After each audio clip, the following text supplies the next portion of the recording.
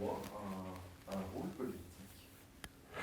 On peut dire d'une façon générale qu'en Belgique, le roi, par rapport à ses collègues européens, a encore, pour le moment, un rôle politique important, puisqu'il joue un rôle clé dans des périodes bien déterminées, c'est-à-dire la formation du gouvernement, ou en tout cas l'information qui précède la formation du gouvernement, et Dieu sait que la Belgique est passée experte dans l'art d'avoir des crises à rallonge, et là le roi a un rôle à jouer. Pourquoi? Parce que tout ce qui se passe dans le bureau du roi, ce qui s'appelle en fait ce colloque singulier, est important normalement quand ça se passe bien pour apaiser les tensions et pour permettre aux gens de discuter en fait et de se réunir autour d'une table. Ce n'est pas le cas dans d'autres monarchies. Donc dans des périodes bien particulières, le roi en Belgique joue encore un rôle politique. Alors durant la période de règne d'Albert II, le pays a changé, a évolué. Ça n'a pas dû être facile pour lui. Comment vous avez perçu son rôle politique, justement? Albert II a eu la particularité de ne pas avoir été véritablement formé pour devenir roi. Il a toujours vécu, et c'était pas du tout pesant pour lui, dans l'ombre de Baudouin. Baudouin qui avait été, je dirais, façonné pour ce rôle, qui lui est d'ailleurs un petit peu... il est arrivé beaucoup trop tôt d'ailleurs, ce rôle de roi. Mais du coup, on peut dire qu'il l'a toujours vécu en étant roi, ce qui n'était pas du tout le cas d'Albert II. Quand Albert II monte sur le trône, il a regardé son frère, il a observé son frère, et surtout il a voulu s'en inspirer. D'ailleurs, on voit dans les premiers messages au pays qu'il y a toujours une photo de Baudouin sur son bureau. C'est vraiment comme si l'ombre tutélaire de Baudouin était encore là.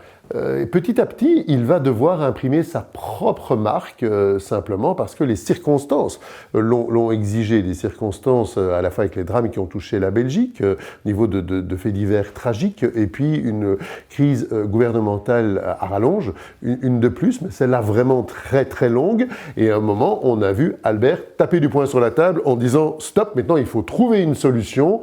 Vous savez, c'était presque ce jour-là, lors de ce message du 21 juillet, comme s'il avait sonné la fin de la récréation. Est-ce que vous croyez que c'est dû à la personnalité d'Albert d'avoir réagi comme ça? Albert est un personnage qui a toujours été très chaleureux, c'est-à-dire qu'on peut discuter avec lui, on peut parler des choses de la vie, on peut aborder tous les problèmes, il n'y a pas véritablement de tabou dans la conversation avec Albert, mais il a un sens de la limite. Il possédait comme ça un sens de la limite. Tu veux que je parle à l'imparfait ou... Oui, oui. Toujours à la... Le roi est mort. Oui, le roi est mort. Oui, mais ça peut aussi être un présent historique. Hein, mais je vais le faire à l'imparfait. Ça me gêne. Mais je vais le faire à l'imparfait. D'accord. Oui, oui. Mais le terme parlait à l'imparfait. D'accord, ok. Il possédait un sens de la limite, il mettait à un moment un stop parce qu'on pouvait aller loin, mais pas trop loin.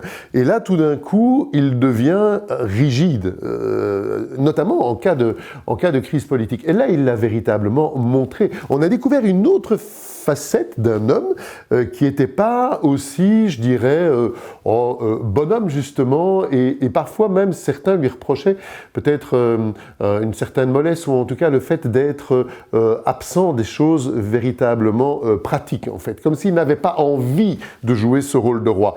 Et là, il l'a fait, et apparemment, l'effet s'est fait sentir directement. Alors durant son règne, justement, le pays a évolué. Est-ce que cette évolution constitutionnelle du pays a pu se faire aussi grâce au roi Albert? La monarchie a ceci d'assez extraordinaire qu'elle permet l'évolution au fil du temps. En fait, c'est rare dans notre société d'avoir une institution qui perdure. Les choses sont faites pour s'inscrire dans la durée. Alors, soit elle change parce que les us et coutumes changent, parce que la façon de faire des choses et des gens change, ou alors il y a des réformes. Chez nous, on appelle ça des réformes de l'État. La Belgique est passée aussi spécialiste dans ce fameux exercice périlleux de la réforme de l'État. Et donc, Albert va récupérer une réforme qui a été mise en place sous le règne de son frère, il va la récupérer de façon, je dirais, beaucoup plus pragmatique. Il n'avait pas le choix, il devait accepter la réalité de cette nouvelle Belgique. C'était probablement pas la Belgique dont il rêvait, mais c'est la Belgique dont il a hérité. C'était très difficile à supporter pour Baudouin, parce que Baudouin avait vécu, je dirais, une longue crise institutionnelle qui avait transformé son royaume unitaire, une capitale, 9 provinces, en un royaume fédéral compliqué avec des régions, des communautés communauté, tout ça était vraiment nouveau, il fallait faire fonctionner cette espèce de bidule institutionnel, mais Albert, lui, il a été le premier roi fédéral, c'est-à-dire qu'il est monté sur le trône en tant que roi d'un pays qui n'avait pas vraiment d'égal, d'ailleurs, en Europe. Donc là, il a fait preuve d'un pragmatisme que peut-être son frère n'avait pas. Il s'est montré beaucoup moins rigide sur l'institutionnel. Voilà, il a hérité d'une situation, fallait faire, passez-moi l'expression, fonctionner le bazar. Vous pensez qu'il était un des sauveurs du pays? La clé de voûte de l'édifice belgique, ça reste la monarchie, ça reste le roi. On voit difficilement comment ce pays, qui a déjà tellement de peine à se trouver un Premier ministre, pourrait réussir à s'inventer une république avec un président. Alors, quelle langue parlerait-il? Quelle rotation et tout? Ça, ce serait vraiment compliqué. Donc, Albert, qu'il le veuille ou non, le simple fait qu'il était là, faisait de lui le garant de l'existence du pays. Alors, le fait qu'il le sauve ou pas, ça viendra plus tard. Mais le simple fait qu'il y ait un roi, et que ce roi, en l'occurrence, s'appelle Albert, fait de lui, je dirais, la personne principale de la maison Belgique. Donc ça, il a parfaitement assumé ça. Et puis, quand la Belgique a été confrontée à une crise longue et profonde, il a dû mettre les mains dans le cambouis, c'est-à-dire essayer de faire fonctionner cette chose assez compliquée, mettre les hommes politiques autour de la table et leur dire « mais non, débrouillez-vous, faites-moi une majorité ». À ce moment-là, il a vraiment joué un rôle moteur. Alors, est-ce qu'il a sauvé la Belgique? En tout cas, il l'a aidé à fonctionner à une période qui était vraiment compliquée. Alors, une autre période compliquée pour nous, pour lui en tout cas, ou pour la Belgique, pour les Belges, pour le peuple, pour la population, pour les gens, c'est l'affaire du truc. Alors, comment est-ce qu'il s'est comporté dans cette affaire? Ça peut être un des seuls qui a résisté, on a l'impression.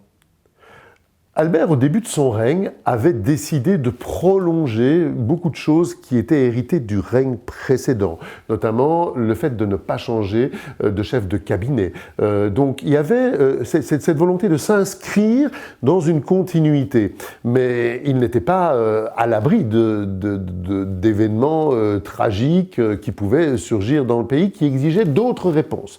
Et là, il y a eu, je dirais, un déclic à ce moment-là. Ça a été un déclic très très important, l'affaire Dutroux, parce que dans un premier temps, on sent qu'il y a le monde politique, et Jean-Luc Dehaene à l'époque qui est très en retrait, ou en tout cas avec cette volonté de ne pas transformer un fait divers, certes tragique, en affaire d'État, avec une déconnexion vraiment forte par rapport à l'opinion publique, ce que les Belges pensent, ce que n'est pas ce qu'ils voient au gouvernement, où ils attendent une autre réaction du gouvernement à ce moment-là. Et là, Albert, avec Paola, je pense, ont eu une sensation, une perception beaucoup plus exacte des choses. Et à un moment, chose assez étonnante, dans notre pays, on a vu vraiment le palais passer à l'initiative en rencontrant les parents, peut-être en apportant ce supplément d'âme, ce supplément d'émotion, j'ai pas dit émotivité, j'ai dit émotion, que le peuple attendait à ce moment-là.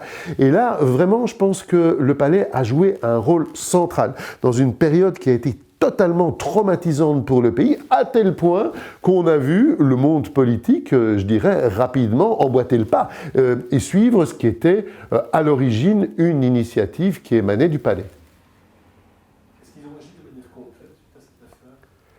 Le simple fait de rencontrer les parents, de dialoguer avec les gens, de les écouter, parce que tout ce qui s'est fait par la suite, la mise en place de Child Focus, la présence notamment de la reine Paola à travers le monde, je pense notamment aux visites d'État, avec chaque fois un angle bien particulier porté sur cette problématique. D'ailleurs, c'est encore le cas aujourd'hui avec la reine Mathilde. Donc c'est devenu, je dirais, un élément incontournable de l'action royale en Belgique, dont le roi, dans la Constitution, vous savez, il règne, il ne gouverne pas, mais il peut prendre des initiatives, il peut conseiller, il peut écouter, et symboliquement, il a un rôle à jouer. Donc simplement dans le fait de ces rencontres au palais, de l'écoute, en fait, parce que les souverains ont écouté, et puis après de la mise en place de ce dispositif qui a fait ses preuves par la suite, qui est Child Focus, montre bien qu'il y a eu une véritable implication implication du palais.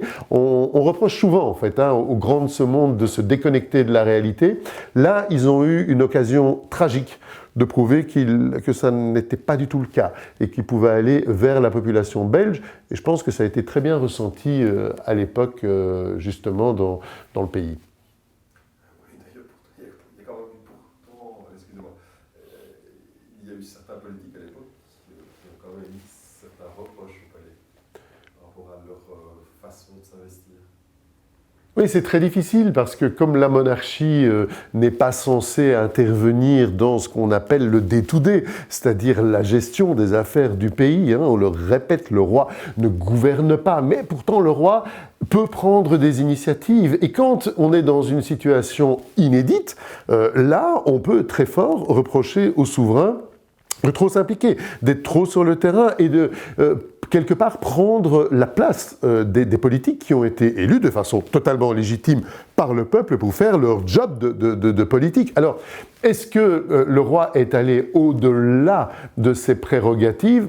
Personnellement, moi, je ne le pense pas. Je pense que dans des circonstances tragiques qu'a pu rencontrer le pays, je pense à des catastrophes naturelles, je pense à des accidents, ce genre de choses. Je pense aussi aux attentats. À un moment, en fait, tout d'un coup, la couronne devient l'ultime recours. C'est-à-dire quand vraiment les choses sont graves et qu'il faut marquer le coup et qu'il faut, réagir de façon différente, en introduisant aussi de l'émotion. Vous savez, il y a une chanson de Souchon, c'est foule sentimentale, mais les foules sont aussi sentimentales. Et ce n'est pas nécessairement négatif. C'est-à-dire que quand on est tous touchés dans notre cœur, dans notre chair, par un événement, eh bien, il faut vraiment marquer le coup.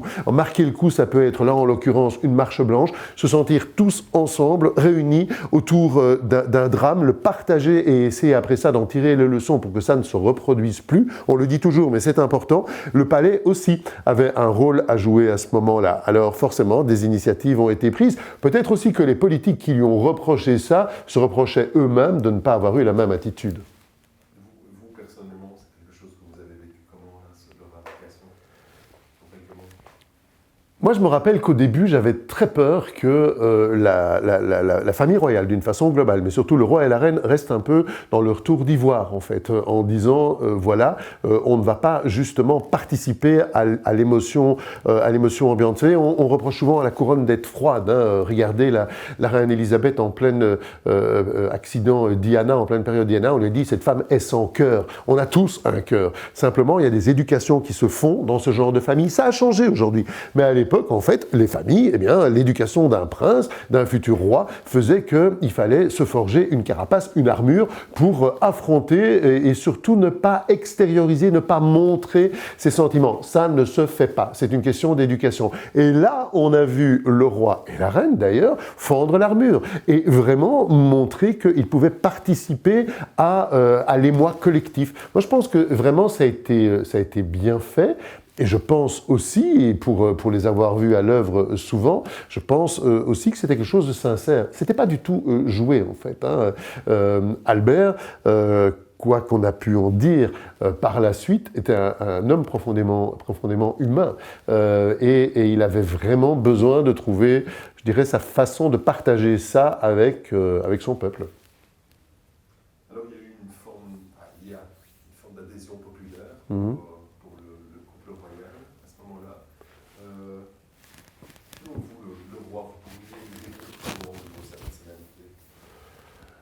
Tous les gens qui ont toujours croisé Albert vous ont toujours répondu la même chose. Au début, c'est un homme humain, bonhomme, chaleureux, qui a envie d'aller vers les gens. Alors, c'est pas une caricature, c'est la véritable personnalité d'Albert. Vous ne vous sentiez jamais mal à l'aise quand vous étiez en compagnie d'Albert. C'est pas possible. On boit une chope, même s'il préférait un bon verre de vin, bien sûr, mais ce côté belge, c'est d'ailleurs assez étonnant, parce que cette Belgique qui nous a donné 7 rois jusqu'à présent, on a eu des rois qui n'étaient jamais véritablement belges ou qui n'avaient pas le fameux tempérament belge. Un Léopold Ier très allemand, un Léopold II plutôt français, un Albert Ier aussi d'ailleurs assez germanique dans son comportement, un Léopold III plus latin, un Baudouin qu'on a présenté comme un saint, et puis arrive Albert, je dirais paf, un roi qui ressemble aux Belges. C'est-à-dire un roi qui aime bien sortir, qui aime bien manger, qui aime bien passer du bon temps avec ses amis, qui aime bien passer l'été dans le sud de la France, parce que bon, le climat de la Belgique, c'est bien, mais c'est quand même pas tout à fait ça. On a vraiment l'impression d'avoir un Belge comme les autres. Bon, certes, il est roi, ok. Et puis, il a des petits défauts, comme nous, c'est pas grave. Il n'a pas ce côté intouchable au-dessus de la mêlée que pouvait avoir Baudouin. Du coup, la transition n'a pas été simple, parce que, à la fois, marcher dans les traces d'un roi, souvenez-vous de l'émotion populaire qui a succédé à la mort de Baudouin.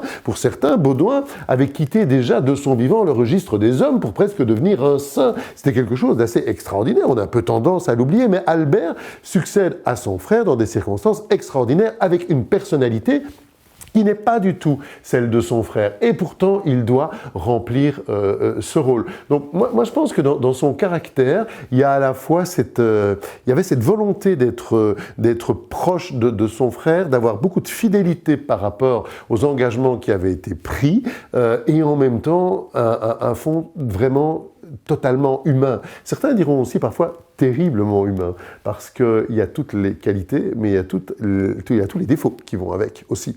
Et ces défauts, ben, ce sont des défauts... Albert n'avait jamais prétendu à aucun moment devenir un dieu ou un saint. Albert était un homme, c'est déjà compliqué à vivre au quotidien, et je pense que c'est ce qui a fait qu'il a plu, et c'est ce qui a fait plus tard qu'il a aussi déplu. Ces éléments de personnalité que vous décrivez, est-ce que ça a aidé justement à résoudre ces crises que le pays a traversées? Il fallait à ce moment-là de la Belgique un roi souple, ce qui n'était pas le cas auparavant. On avait un roi rigide.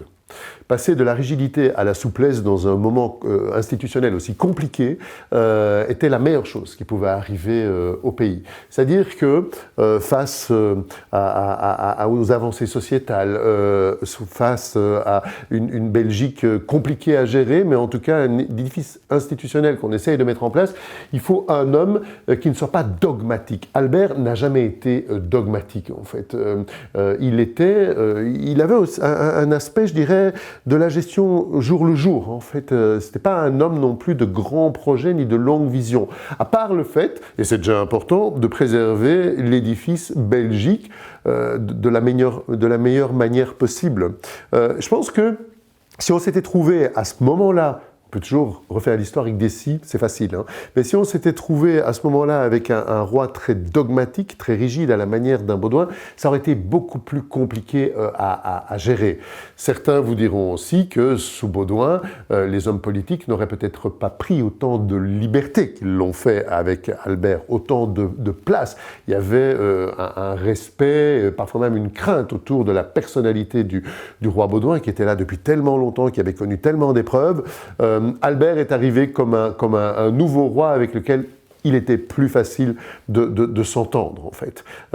Avec parfois aussi des petites gaffes, avec des apparitions en public qui n'étaient pas toujours vraiment, au début du règne, millimétrées. Je pense quand il a commencé à entonner le Lé van Vlaanderen, par exemple, à chantonner, et qui du coup se trouvait obligé de faire la même chose du côté wallon après pour essayer de préserver un équilibre. Ça fait être roi en Belgique, c'est quand même très très compliqué parce que vous êtes pas sous l'objectif des caméras, vous êtes vraiment pointé par un microscope. Je veux dire, chaque prise de parole, chaque affirmation d'une quelconque appartenance à une quelconque communauté ou à une quelconque langue, ça devient tout de suite un débat national. Donc Albert, qui est quelqu'un qui est plutôt cool et plutôt décontracté dans la vie, à ce moment-là, il a eu beaucoup de problèmes à gérer ça. Il a eu beaucoup de problèmes à affronter une visibilité médiatique qui n'avait jamais été la sienne. Je crois que ça a été compliqué. Mais, comme souvent, l'adage le dit, les cobours se font sur le tard. Ça veut dire que ce sont des rois qui ont plutôt, d'ailleurs, généralement été, tout est contestable et on peut toujours discuter de tout, mais qui ont marqué chacun à leur manière, justement, leur fonction de roi. On ne peut pas leur reprocher de ne pas avoir joué le rôle de roi, mais souvent ça arrive sur le tard. Et Albert n'a pas fait mentir le proverbe. Alors je reviens sur un petit bout de la personnalité. Est-ce que ce n'est pas le roi des Belges qui avait la personnalité la plus proche des Belges? Oui, je peux le répéter, ce que je disais déjà. Oui. Ok. Et Albert était clairement le plus belge de tous les rois. Il avait les mêmes goûts que les Belges et il avait peut-être aussi un petit peu les mêmes défauts. Albert n'a jamais été un ambitieux, c'était pas un conquérant. Albert n'aurait jamais été conquérir un trône. Albert n'a jamais rêvé de devenir roi. Vous savez, on reproche parfois aux Belges d'être un petit peu trop modestes, un petit peu repliés. Vous savez, ils sont pas chauvins comme les Français, quoi. Alors Albert non plus. Moi, je me souviens d'une anecdote, c'était drôle, un jour j'en avais discuté avec lui, je ne crois pas que je découvre la couronne, en fait, je lui avais expliqué que je réalisais à l'époque un film pour la France consacré à l'histoire de la famille royale en Belgique, et je lui avais dit, sire, en gros, ça prouve quand même que les Français s'intéressent à notre monarchie. On était en pleine crise politique à ce moment-là, et beaucoup de gens disaient, bah oui, mais pour finir, le sud de la Belgique va être rattaché à la France et tout, et il m'avait dit, vous savez, tout le monde raconte ce genre de choses, mais moi, dans le plus grand secret au palais, en fait, je prépare le rattachement de la France à la Belgique, mais personne ne le sait. Et on avait beaucoup ri après, et je trouvais ça franchement une chouette façon d'envisager les choses et de dédramatiser les choses. Vous savez, les Belges, ils se prennent pas trop au sérieux, mais malgré tout, à la fin, eh bien, ils finissent toujours par y arriver, d'une façon ou d'une autre. Parfois une entourloupe, parfois on contourne un peu l'obstacle, mais c'est pas grave, on y arrive. Albert, il était comme ça, il était belge à 100%, je dirais, jusqu'au dernier de ses gènes. Vous avez parlé de la communication aussi, vous avez également parlé de Baudouin, il y a sa prédécesseur. L'image du roi, l'image du palais est plus difficile à gérer parce que la communication a changé aussi. Est-ce que ça a été difficile pour lui de s'inscrire justement dans ces nouvelles communications, ou plutôt cette attention de tous les jours qu'on peut lui apporter c'est un peu smartphone, à la limite, vous pouvez dévoiler quelque chose. Permettez-moi un souvenir de journaliste, mais c'est vrai que je me suis toujours intéressé, pour ne pas dire passionné, pour l'histoire et pour l'histoire royale. Mais sous le règne de Baudouin et Fabiola, soyons honnêtes, il n'y avait pas grand-chose à raconter. Et on n'en voyait d'ailleurs pas grand-chose dans les magazines. Hein. À l'époque, c'était surtout les magazines, les illustrés, comme on appelait ça à l'époque, parce qu'il y avait le roi et la reine, point. C'était ça. Et puis, quand Albert monte sur le trône, eh bien, tout change. Vous avez tout d'un coup une famille royale, c'est-à-dire qu'il y a un roi, une reine, une princesse, deux princes. Cette princesse, la princesse Astrid, qui a elle-même des enfants, on a un roi qui est grand-père, et ça va tout changer. Et du coup, toute la communication du palais va changer, toute la communication de la famille royale. Il va falloir à la fois forcément communiquer sur le couple royal, Albert et Paola, communiquer sur l'héritier qui devient duc de Brabant, le prince Philippe, qui est appelé à se marier, à avoir des enfants, même chose pour Laurent, communication qui n'est pas toujours simple non plus, et puis communication Astrid, que chacun trouve son rôle, sa justification au sein de cette famille royale. Et ça, c'est tout à fait nouveau. Et si on se replonge dans les événements de l'époque, on se rend compte que très vite, toute la famille royale va trouver une présence médiatique. On va commencer à s'intéresser à la famille royale. Et d'ailleurs, il y aura de plus en plus de journalistes spécialisés dans les faits et gestes de la famille royale. Il y a des émissions qui sont consacrées au sujet à la télévision. Ça naît à ce moment-là, ça n'existait pas auparavant.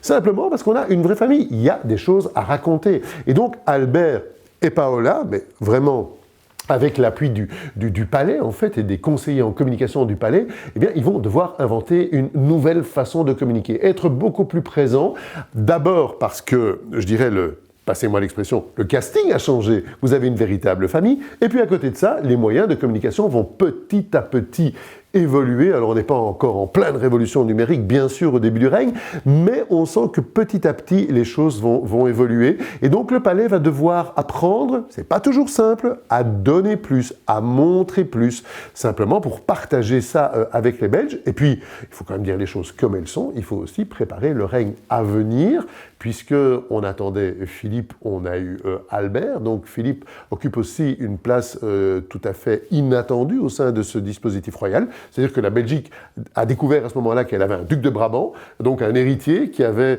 un rôle à jouer, et que ce rôle ne devait pas faire d'ombre justement au rôle d'Albert, et vice-versa. Donc tout ça, ça a été une mise en place, ça ne s'est pas fait du premier jour, mais c'était, à l'époque, c'était vraiment passionnant à suivre. Hein. T'es bien, tu as attendu jusqu'à la fin.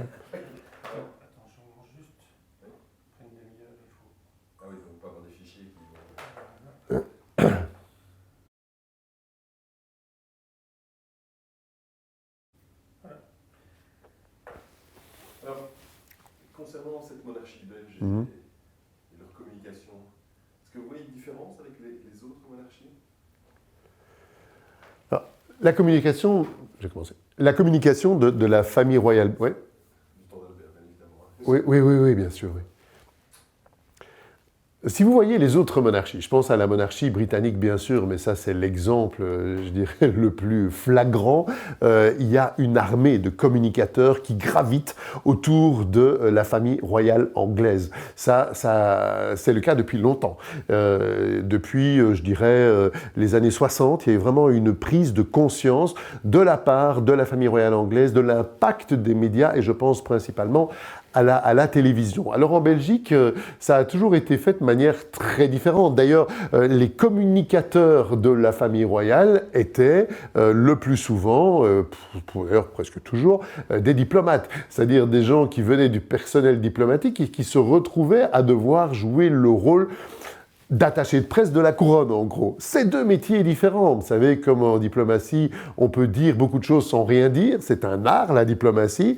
Les médias, eux, ils attendent autre chose et ils en veulent toujours plus. Donc c'est vraiment compliqué. Dans toutes les monarchies, d'ailleurs, c'est quelque chose de difficile à gérer. Je dirais qu'en Belgique, il y a encore la difficulté supplémentaire de ne pas provoquer d'ouragans communautaires, de guéguerres. Donc, par exemple, sous le règne d'Albert, c'était très fort le cas.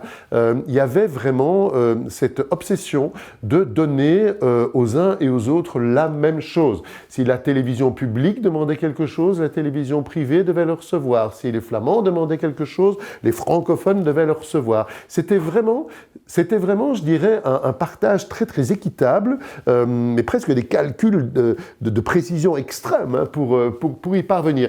Donc c'était compliqué, mais je dirais que la communication royale sous Albert a été, je dirais qu'elle a évolué de façon lente. Elle a évolué de façon... Pas grave. Au moins, je saurais d'où ça vient. Ah oui, si tu pouvais me donner un peu de thé aussi, c'est avec plaisir.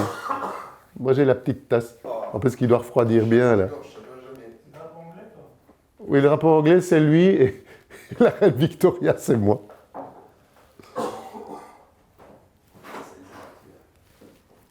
Merci, Di. Là, t'es parti pour une belle quinte. Merci, Di. Merci. Oh, c'est encore un peu chaud. Genre le petit truc qui tape bien la gorge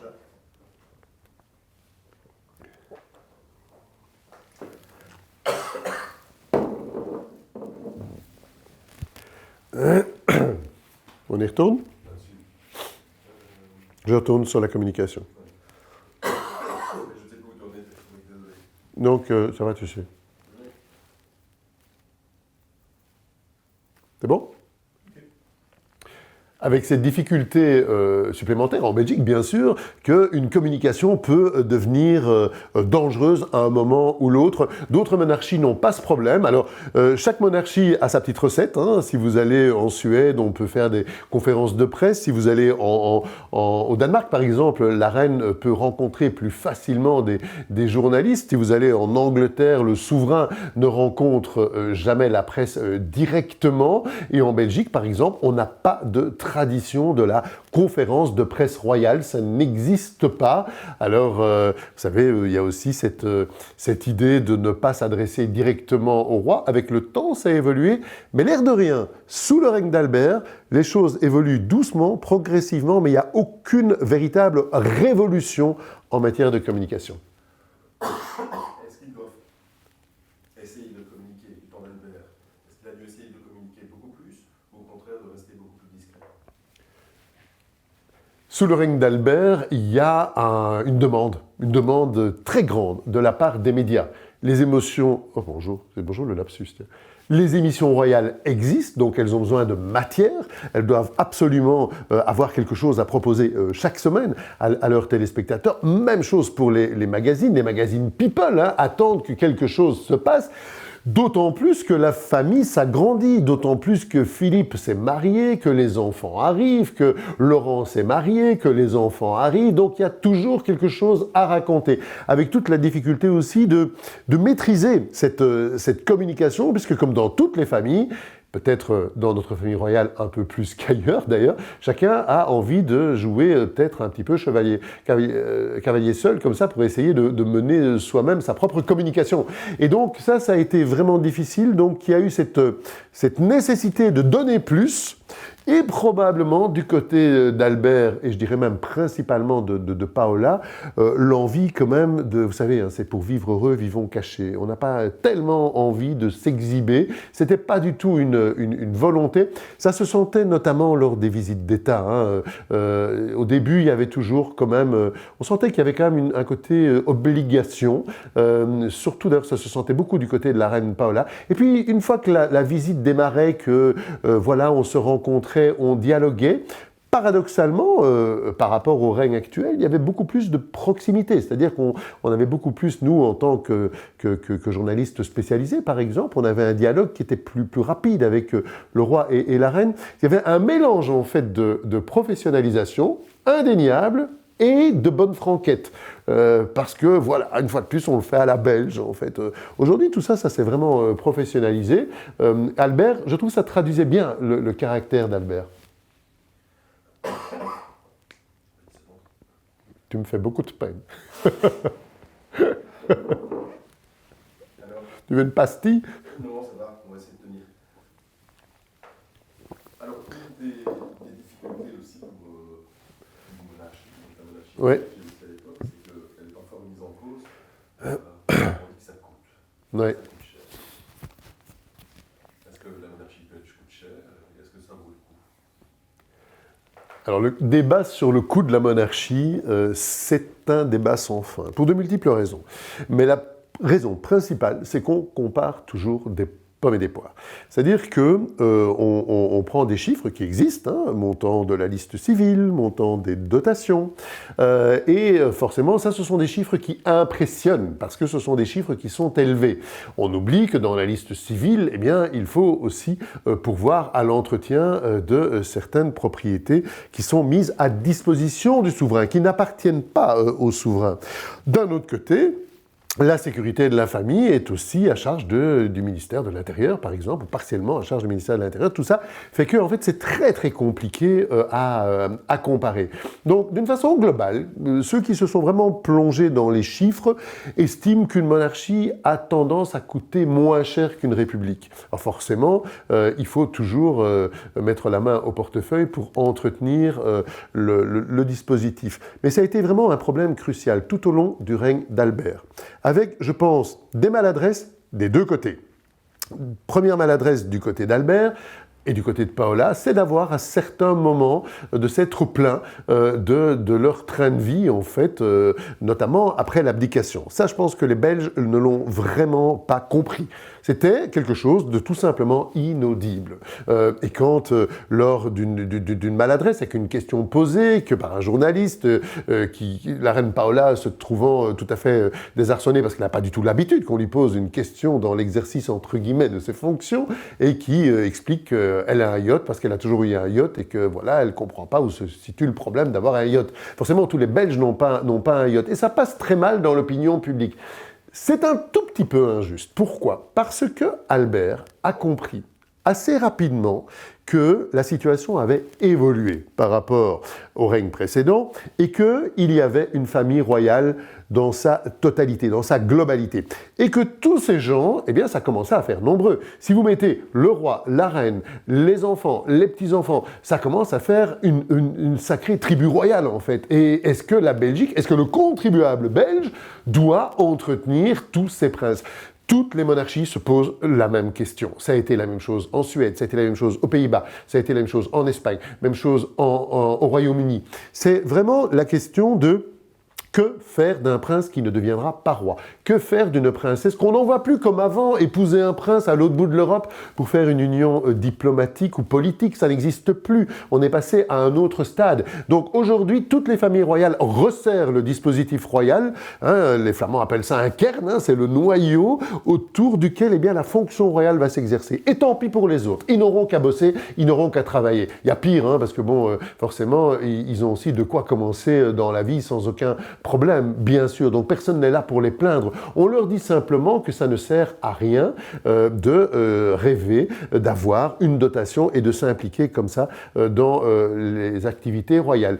Albert a mis en place ce dispositif, notamment avec Elio Di Rupo à ce moment-là, en disant, eh bien voilà, la génération qui suit, c'est-à-dire Philippe, Astrid et Laurent, eh bien, sont encore dans l'ancien dispositif. Ils travaillent tous d'une façon ou d'une autre pour représenter la couronne. Mais ceux qui arrivent après, ce sera fini. Que ce soit les enfants d'Astrid, que ce soit les enfants de Laurent, eh bien, ils vont bosser, ils vont travailler, ils vont faire autre chose. Et ça ne veut pas dire qu'ils ne seront jamais là au 21 juillet, ça ne veut pas dire qu'ils ne seront pas là lors des fêtes familiales, mais on n'attend pas d'eux, comme au 19e siècle ou au début du 20e siècle, qu'ils jouent un rôle actif au sein du dispositif royal. On a resserré ce noyau familial, et ça s'est fait sous le règne d'Albert. Albert ne l'a pas empêché à l'époque, ça n'a pas dû être tout à fait facile à gérer, et ça, je pense qu'il a modernisé, en permettant ça, en acceptant cela, il a modernisé la monarchie. Je vous dis une fois de plus, il n'est pas le seul. Ça s'est fait partout. Donc, est-ce que la monarchie coûte cher? Non, je pense que la monarchie coûte généralement moins cher que la présidence de la République. Est-ce qu'on a resserré le dispositif monarchique? Oui, et il était vraiment urgent et utile de le faire. Ça n'avait pas été fait par le passé, par la force des choses. Il faut mettre ça au crédit du roi Albert. Quand on paye pour une dotation, pour une liste civile, concrètement, ça rapporte quoi? Intéressant. On peut bien sûr faire le procès de la monarchie. Est-ce qu'elle est utile? Est-ce qu'elle est inutile? Chacun a son avis sur la question. On constate quand même qu'il y a une dizaine de monarchies en Europe. Alors, on les connaît bien. Pourquoi? Parce qu'elles font la une des magazines. Quand Meghan a quitté, par exemple, son rôle en Angleterre, tout le monde en a parlé. Ça fait vendre du papier, ça fait des clics sur Internet. C'est quelque chose qui intéresse la planète entière, parce que la monarchie anglaise, c'est quelque chose de très, très différent. Mais néanmoins, les Anglais sont des gens très pragmatiques. La monarchie coûte, bon, pas grand-chose, puisque là, les calculs ont été faits, en gros, plus ou moins l'équivalent d'un timbre par an, mais en même temps, la monarchie rapporte. C'est-à-dire que la monarchie, c'est du business. Ça devient un véritable, je vais dire, un spectacle, entre guillemets, une carte de visite de l'Angleterre, du Royaume-Uni, d'une façon globale. La Belgique n'est pas dans la même situation. La Belgique est un petit pays compliqué. Pour avoir beaucoup accompagné les rois des Belges en visite d'État, pour les avoir vus à l'œuvre, je ne peux simplement que constater, et ça n'est pas un parti pris, que le fait d'arriver avec un roi, une reine, ça ouvre beaucoup de portes. Je sais que c'est vraiment un peu facile de dire ça, mais c'est la réalité. Parce que un pays qui, vous savez, quand vous faites le tour du monde et que vous dites, vous venez d'où, et vous dites la Belgique, généralement on ne sait pas trop où c'est. Vous ajoutez Bruxelles, là ça devient un peu plus précis en fait, mais le pays en lui-même n'est pas connu partout dans le globe. En revanche, quand vous avez, par exemple, vous arrivez en Inde, vous arrivez au Japon, vous arrivez, que sais-je moi, au Canada, et que le roi et la reine sont là, eh bien le lendemain, hop, en une des journaux, vous avez un portrait du roi et de la reine. Alors c'est une façon, c'est une carte de visite, je le répète, c'est une carte de visite qui va permettre de faciliter les choses, de faire rencontrer les gens. Une autre chose très importante pour Albert, et ça c'est vraiment la patte Albert, par rapport aux anciennes visites d'État, sous le règne de Baudouin, qui étaient un petit peu empesées, diplomatiques, protocolaires, très réglementées. Albert va vraiment faire évoluer ça. Dans l'avion royal, quand vous partez en visite d'État, vous avez forcément le roi, la reine, avec quelques membres de la cour, mais c'est vraiment réduit à sa plus simple expression. Et puis vous aviez aussi les politiques, vous aviez aussi les économiques, très importants pour Albert, qui a été longtemps super ambassadeur du commerce extérieur en Belgique. Vous avez aussi les académiques, les recteurs d'université, puis vous avez nous, les journalistes, et vous avez aussi quelques représentants du monde culturel. C'est un petit concentré de Belgique qui est dans cet avion, tout le monde est ensemble. Alors, demandez au président français ce qu'il en pense. En France, on a plutôt tendance à séparer les choses, il y a un protocole beaucoup plus lourd. En Belgique, c'est un petit concentré de Belgique, comme ça, hop, qui voyage et qui va représenter le pays. Et Albert a tenu très très fort, tout au long de son règne, à ses voyages, pour de multiples raisons, mais la raison principale, c'est faire rencontrer les gens. Combien de fois j'ai pas constaté que, par exemple, un recteur de la KUL, l'université de Leuven, commençait à discuter avec le recteur de l'université de Louvain, ou même chose pour l'université d'Anvers, l'université de Bruxelles, que sais-je. Tous ces gens qui, dans leur quotidien, se rencontrent très peu, vous savez, c'est un petit peu comme un voyage scolaire. Hein. On se retrouve, on parle, et on se dit, tiens, eh bien, on pourrait peut-être développer des choses ensemble. Même chose pour les économiques, pour les politiques, c'est toujours plus compliqué en Belgique, mais c'est vraiment un des rôles que peut jouer la monarchie. Je constate aussi que dans un monde où les choses vont très très vite, donner un sentiment de durée aux choses, c'est aussi important. Je pense que si les gens s'attachent autant au roi, aux reines en Europe encore aujourd'hui, c'est parce que tout simplement, dans un monde qui se précipite, eh bien, ils ont un peu l'impression d'avoir des repères. Autre chose très importante, c'est rare, c'est même unique d'avoir dans notre société des personnages dont on suit la vie du berceau jusqu'à la mort. Ça n'existe pas. Ça n'existe pas pour les stars, ça n'existe pas pour le cinéma, la chanson, que sais-je, et pas pour les hommes politiques. Albert, quand il naît, est déjà une personnalité. Hein. J'ai dans ma collection, comme beaucoup de Belges, des boîtes en fait chocolat ou biscuits où on voyait le petit prince Albert présenté par la reine Astrid. Et on a suivi sa vie jusqu'à sa mort. Et il a vraiment eu une vie publique, c'est ce qui s'appelle une vie publique totale en fait. Alors comment ne pas s'attacher ou en tout cas être intéressé à des personnages qu'on suit du début jusqu'à la fin. Ça, je pense que c'est quelque chose de très important aussi. Il y a encore un élément qui est important en monarchie, c'est l'idée d'avoir un symbole au sommet de l'État. Un symbole qui n'a pas nécessairement beaucoup de pouvoir, mais on dit toujours que le pouvoir use, certains vont jusqu'à dire que le pouvoir corrompt, certains estiment aussi qu'on ne peut pas rester trop longtemps au pouvoir. Là, vous avez un symbole. Et ce symbole, en fait, permet, quand tout fonctionne bien, ce qui est plus compliqué peut-être en Belgique qu'ailleurs, mais quand tout fonctionne bien, d'avoir, je dirais, les discussions politiques et l'exécutif, donc tout ce qui fait vraiment la gestion d'un pays au jour le jour, ça se passe à un échelon en dessous. Donc, je pense, par exemple, on revient souvent sur la crise de l'avortement sous le règne du roi Baudouin. Je constate que sous le règne du roi Albert, des réformes prises, que ce soit l'euthanasie, que ce soit le mariage gay, que ce soit d'autres réformes liées à la procréation, ou sais-je, n'a pas non plus suscité des manifestations gigantesques dans la rue, en fait. Il y a l'idée aussi que l'arbitre, la personne qui se trouve au sommet de l'État, essaye de jouer un rôle d'arbitre et n'est pas directement acteur, ce qui est très différent, par exemple, par rapport à nos voisins français. Donc, je le répète, on peut faire le procès de la monarchie. Ce qu'il faut faire aussi, c'est voir ce qu'elle nous rapporte, voir ce qu'elle nous coûte, voir à quoi elle sert, ce à quoi elle ne sert plus. Je suis d'ailleurs souvent étonné de constater que ce sont les adversaires de la monarchie qui lui reprochent de ne plus avoir le pouvoir qu'elle avait avant. Vous savez, aujourd'hui, le souverain ne règne plus comme Louis XIV, qui lui-même ne régnait plus comme Ramsès II. Pourtant, ils avaient tous un point commun, ils étaient tous rois. On va changer de patron.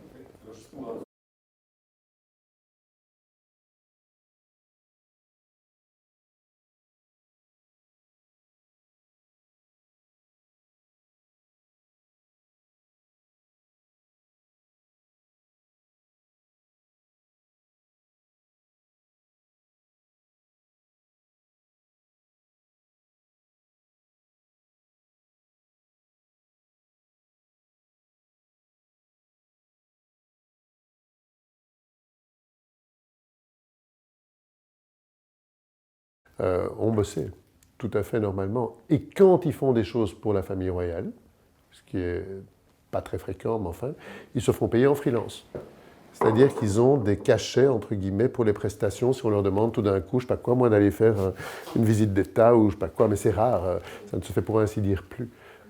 Mais c'est vrai que le problème est posé dans toute l'Europe. En Suède, c'est assez compliqué parce que là, ils continuent à payer la génération maintenant et plus les enfants, mais par exemple, il y a la princesse Madeleine qui est très jolie, machin, tout ça, mais que les Suédois finissent par détester parce qu'elle vit un coup à New York, un coup à Londres, elle ne fait rien pour la Suède. De temps en temps, elle va inaugurer une exposition, tu vois, je ne sais pas quoi, moi, Ikea ou Smørrebrød, pour dire qu'elle a fait quelque chose, mais en fait, elle est payée cher, évidemment, pour rien du tout. Ce Ce qui n'est pas le cas en Angleterre, par exemple. C'est ça le problème de Harry pour le moment. Hein. C'est un vrai problème. C'est-à-dire que tout le monde dit c'est pas grave, mais c'est grave parce qu'elle a tellement resserré la famille royale qu'il n'y en a plus que 2 qui vont faire le job plus tard. C'est William et Harry, point. Ils doivent représenter la couronne anglaise dans tout le Commonwealth, c'est-à-dire dans le monde entier. Maintenant, Harry qui dit je veux plus, ils ont un problème. Il manque quelqu'un, en fait. Il manque. En plus, c'était le mec le plus populaire. Parce que je comprends que la reine soit énervée. La Meghan, là, elle les a fait tourner en bourrique. Quoi. Mais bon. C'est pas chaud, hein? Ouais, ici, je crève de froid. Mais je crois que c'est la fenêtre, en fait. J'aurais dû prendre ma petite chaufferette. Bon. Ah, c'est vrai qu'on a pu faire un cadre avec un petit feu, quelque chose. Oui, j'ai mis une bûche toutes les demi-heures. Voilà. Tu sais qu'entre nous soit dit, quand on a fait l'interview du roi, ils m'ont appelé juste avant en me disant on est très embêtés parce que le roi aimerait bien un feu ouvert. Là, je dis mais super, on est au mois de novembre et tout. Il dit oui mais on est très très embêtés parce qu'on a eu des problèmes avec les écolos la dernière fois parce qu'il y a eu des pétitions quand le roi a fait son discours à la nation parce qu'en fait on ne peut pas brûler des bûches et qu'on n'a pas envie qu'on pense que le roi en fait fait du CO2, provoque du CO2 au-dessus de lac. Je te jure, je dis écoutez, je dis le roi a envie de son feu, je dis nous on n'a aucun problème à avoir un feu et qu'il fasse son feu quoi. Et c'est quand même incroyable. Tu vois où on en est arrivé quoi. Enfin, alors, on arrive sur l'histoire intime de Berke. Paola. Oui. Pardon. Il y a eu ce discours de Noël 99 qui revenait sur ses difficultés dans sa vie privée. Mm-hmm. Pourquoi est-ce qu'il fallait s'exprimer à ce sujet? Il y avait en Belgique, pendant tout le règne de Baudouin, un accord qui était tacite, qui disait en gros qu'il ne fallait pas dévoiler la couronne. Et personne n'allait véritablement fouiller dans l'histoire intime et la vie intime des souverains. Ça n'a pas toujours été le cas. Sous le règne de Léopold Ier ou sous le règne de Léopold II, pourtant on remonte loin, eh bien, les publicistes, comme on les appelait à l'époque, les journalistes d'hier, eh bien, s'en donnaient à cœur joie pour aller traquer toutes les maîtresses et tous les écarts de conduite de nos premiers rois, surtout de Léopold II. Mais ça s'est perdu au fil du temps. Ça s'est perdu sous le règne d'Albert Ier, qui est devenu un héros, un mythe dès son vivant. Léopold III a eu un règne, somme toute, très court, et puis le règne de Baudouin ne prêtait pas vraiment le flanc à ce genre d'interprétation. Donc, quand Albert monte sur le trône, tout le monde sait bien, passez-moi l'expression, qu'il y a quand même quelques casseroles intimes qui vont aussi être révélées, puisque on connaissait les histoires conjugales, les conflits aussi entre Albert et Paola, et que du coup, tôt ou tard, ça devait sortir. Mais c'était de vieilles histoires. Voilà. Et on avait l'impression de tout savoir. Et puis, comme le roi arrive sur le trône, on se dit, eh bien, voilà, on va un peu fermer les yeux, on va oublier. Et puis, patatras, arrive le bouquin de Mariona Nels, qui en fait, lui, j'en ai parlé à plusieurs reprises d'ailleurs avec lui, estime que bon, c'est surtout l'accident de Paola, des choses comme ça qui vont faire réagir, parce qu'elle n'en avait pas parlé à l'époque. Et puis non, tout le monde pointe l'histoire Delphine, et Delphine, du jour au lendemain, devient une préoccupation nationale, devient le premier sujet de conversation. Et là, je veux dire, le palais, à l'époque, était complètement désemparé. Ça ne s'est jamais produit. On n'a jamais commenté au niveau du département communication du palais quelque chose qui relève de l'intimité de la famille royale. Et là, il faut y aller. C'est pas possible autrement. Et Albert va adopter cette démarche, en fait, de ce discours à la nation tout à fait traditionnel, dans lequel il dit, voilà, des événements récents nous ont rappelé les orages qu'il y a quelques années, la reine et moi, nous avons traversé une façon de dire les choses sans les dire, de reconnaître ce qui a été publié, mais de garder un flou très artistique, j'allais dire, très albertien, parce que Albert n'a jamais été quelqu'un qui cherchait le conflit. il a toujours voulu, je dirais, ménager un peu la chèvre et le chou. C'est quelqu'un qui est plutôt rond dans son comportement. Il a toujours réagi comme ça. Et là, on lui dit, il faut réagir de façon précise. Eh bien, il va trouver une formule qui n'appartient qu'à lui, en se disant, maintenant que j'ai fait ça, maintenant que j'ai dit ça, maintenant que j'ai confessé cette partie de mon existence, on va me fiche la paix. Eh bien non, ça n'était que le début des problèmes. Et un problème qui va se poursuivre tout au long de son règne, mais qui va forcément s'accélérer par la suite. Il a pensé qu'en s'adressant comme ça aux Belges, il avait tourné la page, il ignorait qu'il ne faisait qu'écrire un nouveau chapitre, qui allait carrément donner un gros bouquin d'ailleurs. On ne s'est pas exprimé à propos de sa fille, dans le discours notamment. Il a gardé ce flou. Chacun a toujours eu son interprétation par rapport à la réaction ou à la non-réaction du roi Albert. Personnellement, ayant enquêté sur lui, enquêté sur sa vie, rencontré des gens qui le connaissaient, j'en suis venu à me dire que c'est un homme qui était beaucoup plus complexe qu'on le pense. C'était un homme qui pouvait à la fois être beaucoup dans la spontanéité, la rapidité, le premier degré, et puis qui pouvait avoir des démons intérieurs et qui étaient directement issus, hérités de sa propre histoire.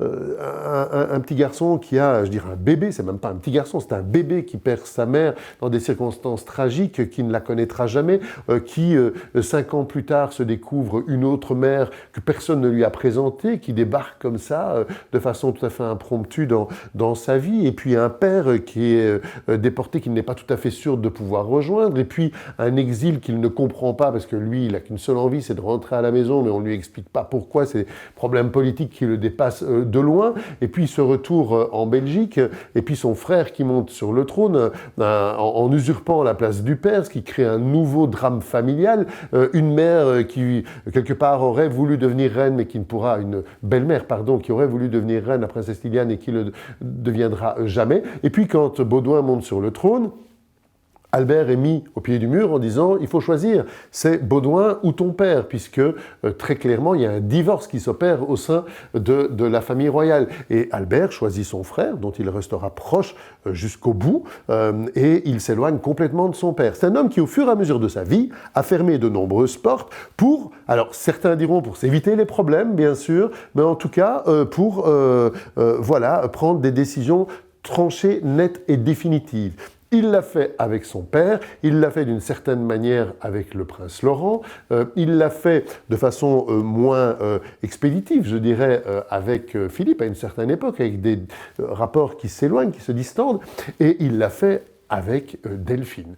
Comme si, eh bien, l'affaire Delphine était quelque chose d'oublié. Moi, je ne suis pas psy, mais certains ont été jusqu'à avancer le mot de déni. Est-ce qu'il y a eu un véritable déni de paternité dans le chef du roi Albert ? C'est possible. En tout cas, une volonté de ne plus en entendre parler, d'autant plus que tout le monde en parlait, ce qui est vraiment paradoxal. Il s'est enferré là-dedans, et là, il révèle une autre facette de son individu qu'on connaît peu. C'est un homme têtu et obstiné. Impossible, quand Albert a pris une véritable résolution, de lui faire changer d'avis.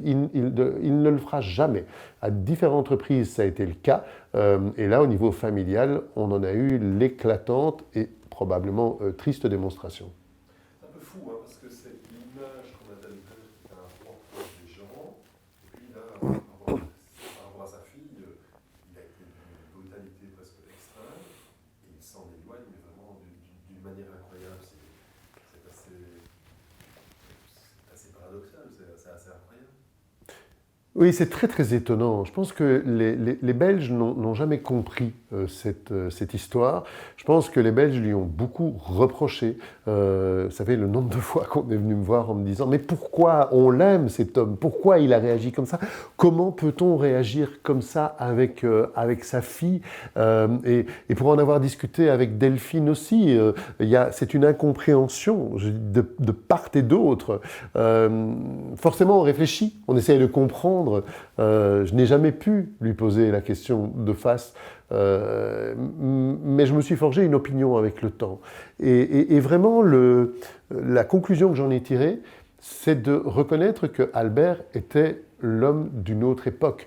Vous savez, aujourd'hui, les princes vont à l'école. Aujourd'hui, les princes, bon, d'accord, ça reste des princes, ils vivent dans un château, ils vont au palais et tout ça, mais ils ont quand même une vie beaucoup plus proche des gens du commun, des gens de vous et moi. Dans le temps, ils étaient vraiment dans une bulle. Albert, il a été élevé dans une double bulle.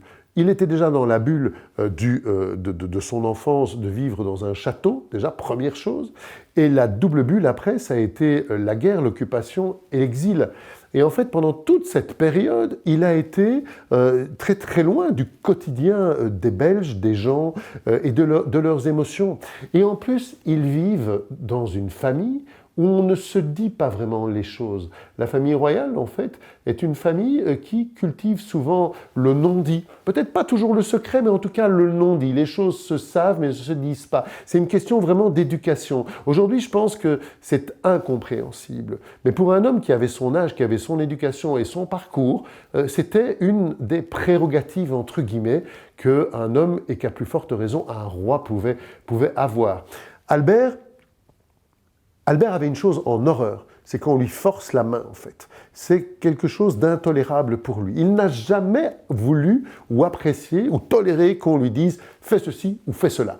C'était le roi, en fait. Voilà, c'était le roi. Et avant d'être le roi, en étant prince, il a joui d'une liberté qui était quand même assez extraordinaire. Là où Baudouin était toujours dans la retenue, dans le devoir, dans la représentation, eh bien, Albert, lui, il menait une vie qui était vraiment très, très, très, très ouverte et très, très libre, parce qu'il vivait à côté d'un trône, il n'était pas sur le trône. Il vivait à l'ombre d'une couronne, mais vous savez, un petit peu d'ombre, ça n'empêchait pas de prendre le soleil.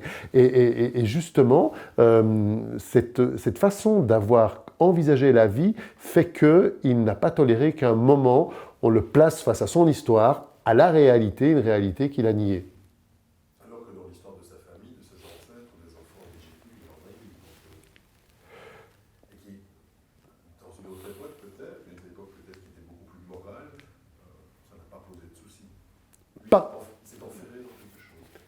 Alors, par le passé, il était tout à fait normal pour les rois d'avoir des enfants illégitimes. Pas pour les reines, hein, c'était très très macho, c'était comme ça. Donc le roi, à la limite, vous savez, c'était presque signe de bonne santé. Je dirais, le roi est capable, il procrée, il enfante, et on y va. D'ailleurs, toute l'histoire est remplie de ce genre de mésaventures, ou parfois de belles aventures. Prenez les bâtards, comme on les appelait à l'époque, du roi Soleil, de Louis XIV, qui accédaient à des charges très très élevées. En Belgique, dès le premier règne, ça va être le cas avec Léopold Ier, forcément avec Léopold II aussi. Mais alors, la reconnaissance n'est pas officielle, mais néanmoins, elle l'est plus ou moins, puisque Léopold Ier dit, eh bien, mes enfants seront titrés Eppinghoven. Léopold II va leur trouver des titres bricolés, un petit peu comme ça, de duc de Ravenstein, de Tervuren, que sais-je. C'est vraiment, en fait, une façon de dire, voilà, ce sont mes enfants. Alors, officiellement, on n'est pas censé le dire, mais tout le monde le sait. Et puis, il y en a d'autres dans les générations suivantes. On n'en parle pas, des bruits concernant Albert, des bruits concernant Léopold III, des bruits concernant le prince régent. En fait, c'est la règle générale dans la famille, si vous acceptez le roi Baudouin. Et là, en fait, Albert se dit, mais en fait, ça n'a jamais posé de problème par le passé. Pourquoi aujourd'hui, ça poserait un problème? Alors qu'avant, on était censé être sous la coupe d'une morale très victorienne, très lourde, très, très, très pesante. Et là, Albert, il règne à une époque où les mœurs se sont libérées, où on va dire, on est beaucoup plus franc du collier par rapport à tout ça. Et néanmoins, on lui tombe dessus et il ne le comprend pas.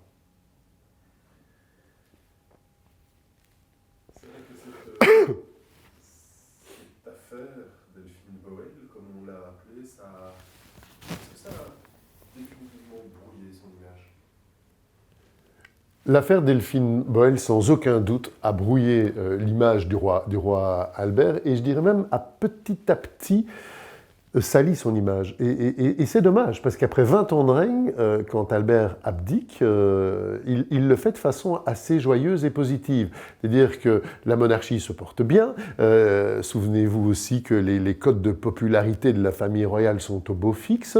Il choisit en plus un jour qui est tout à fait symbolique, le 21 juillet. Et cette transmission, ce passage de témoin se fait forcément vers l'héritier tout à fait désigné, qui est lui-même père de famille, donc déjà la suite est assurée. En fait, tout est positif. Seule ombre au tableau, cette fameuse affaire Delphine. À l'époque, certains sont même allés jusqu'à dire Albert n'ose pas abdiquer parce qu'il va perdre son immunité et qu'il va donc se retrouver confronté à simplement une procédure judiciaire qu'il n'a absolument pas envie d'avoir face à lui. À ce moment-là, on sent qu'il est soulagé parce que, voilà, comme tout bon Belge qui a fait son job et qui prend sa retraite, il paraissait heureux de ce passage de relais. Mais c'est très vite que les choses se sont brouillées. D'abord, Albert et Paola disparaissent des écrans radars, on ne les voit plus. Ça, c'est une première incompréhension de la part des Belges. D'autant plus qu'on continue à payer leurs activités officielles qui sont réduites à leur plus simple expression. Et puis, deuxième chose, cette affaire Delphine arrive. Et là, l'image se brouille parce que vous avez d'un côté Delphine qui parle beaucoup, surtout dans un premier temps, et de l'autre côté, Albert qui ne dit rien. Alors, qui a raison, qui a tort? En tout cas, il y a d'un côté des revendications qui font beaucoup de bruit, et de l'autre, un silence qui est assourdissant. Et du coup, ça devient du pain béni pour les médias. Tout le monde y va, tout le monde a son avis sur la question. Et puis, ça devient aussi du pain béni pour les avocats qui en font vraiment. Vous savez, on ne rencontre pas dans sa carrière tous les jours une affaire pareille. Donc, ça, c'est devenu, je dirais, un feuilleton, le feuilleton judiciaire que, eh bien, les Belges aiment bien suivre, en fait. C'est devenu la grande affaire. Maintenant, est-ce que l'image s'est brouillée durablement? Je pense qu'à ce moment-là, les Belges n'ont vraiment... Il y a vraiment eu un sentiment d'incompréhension, c'est ça. Et même, je dirais, les plus grands supporters de la famille royale ont commencé à faire passer cette affaire privée avant l'affaire publique, c'est-à-dire le règne d'Albert. Et je pense qu'il faudra du temps pour faire la part des choses. Et il faudra du temps pour revenir justement sur l'analyse et le bilan à tirer d'un règne et les commentaires qu'on peut tirer de la conduite individuelle d'un homme. On parlera de l'application après, mais moi j'ai quand même un dernier petit point à évoquer par rapport à l'affaire Noël. Si jamais il se passe un malheur avant le 4 juin,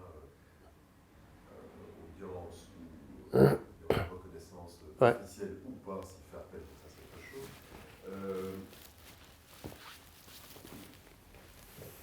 Albert a été obligé, d'une certaine manière, pour le faire à la chapelle, à la suite du test ADN, de reconnaître sa fille, pas de manière très élégante d'ailleurs, mais légalement, c'est toujours pas. Voilà, Delphine, on ne sait plus comment on doit l'appeler, Delphine n'est toujours pas la fille de son père. Les Belges ont très mal compris quand Albert a été acculé, parce que c'est vraiment le mot, il a été acculé à reconnaître les choses. Et le communiqué qui a été publié a déçu, il faut dire les choses clairement, puisqu'il fait vraiment la part des choses entre une paternité qui serait une paternité purement biologique, comme si vraiment il la découvrait le jour du résultat de l'analyse ADN, et puis une paternité affective. Or, cette paternité affective, les gens savent qu'elle a existé. Et comment un homme qui, justement, peut faire preuve de tellement de sentiments, et il l'a fait tout au long de sa vie, il l'a fait tout au long de son règne, comment là, il peut montrer un cœur aussi fermé. Les gens n'ont pas compris.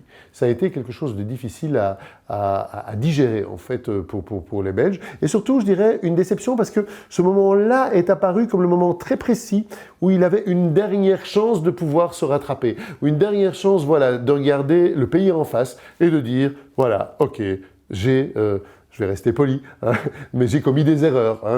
Et voilà, je les partage avec vous et je vous explique à la limite pourquoi j'ai commis cette erreur. L'erreur, ce n'est pas la naissance de Delphine, c'est le fait de ne pas l'avoir reconnue d'une façon plus claire, plus précise. Et ça, je pense que malheureusement, ça a été quelque chose d'assez incompréhensible. Un jour, Delphine m'a dit vous savez, je ne suis plus la fille de Jacques Boel. Apparemment, je ne suis pas la fille du roi Albert, mais ma mère n'est quand même pas la Sainte Vierge.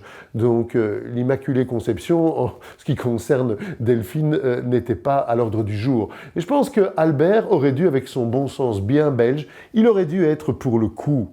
On n'est pas là pour lui donner des leçons, surtout pas maintenant, mais peut-être qu'il s'en serait bien sorti en ayant un comportement plus belge, justement, dans ce moment très précis de son existence. Là, il a vraiment joué un rôle de monarque, un peu de l'Ancien Régime.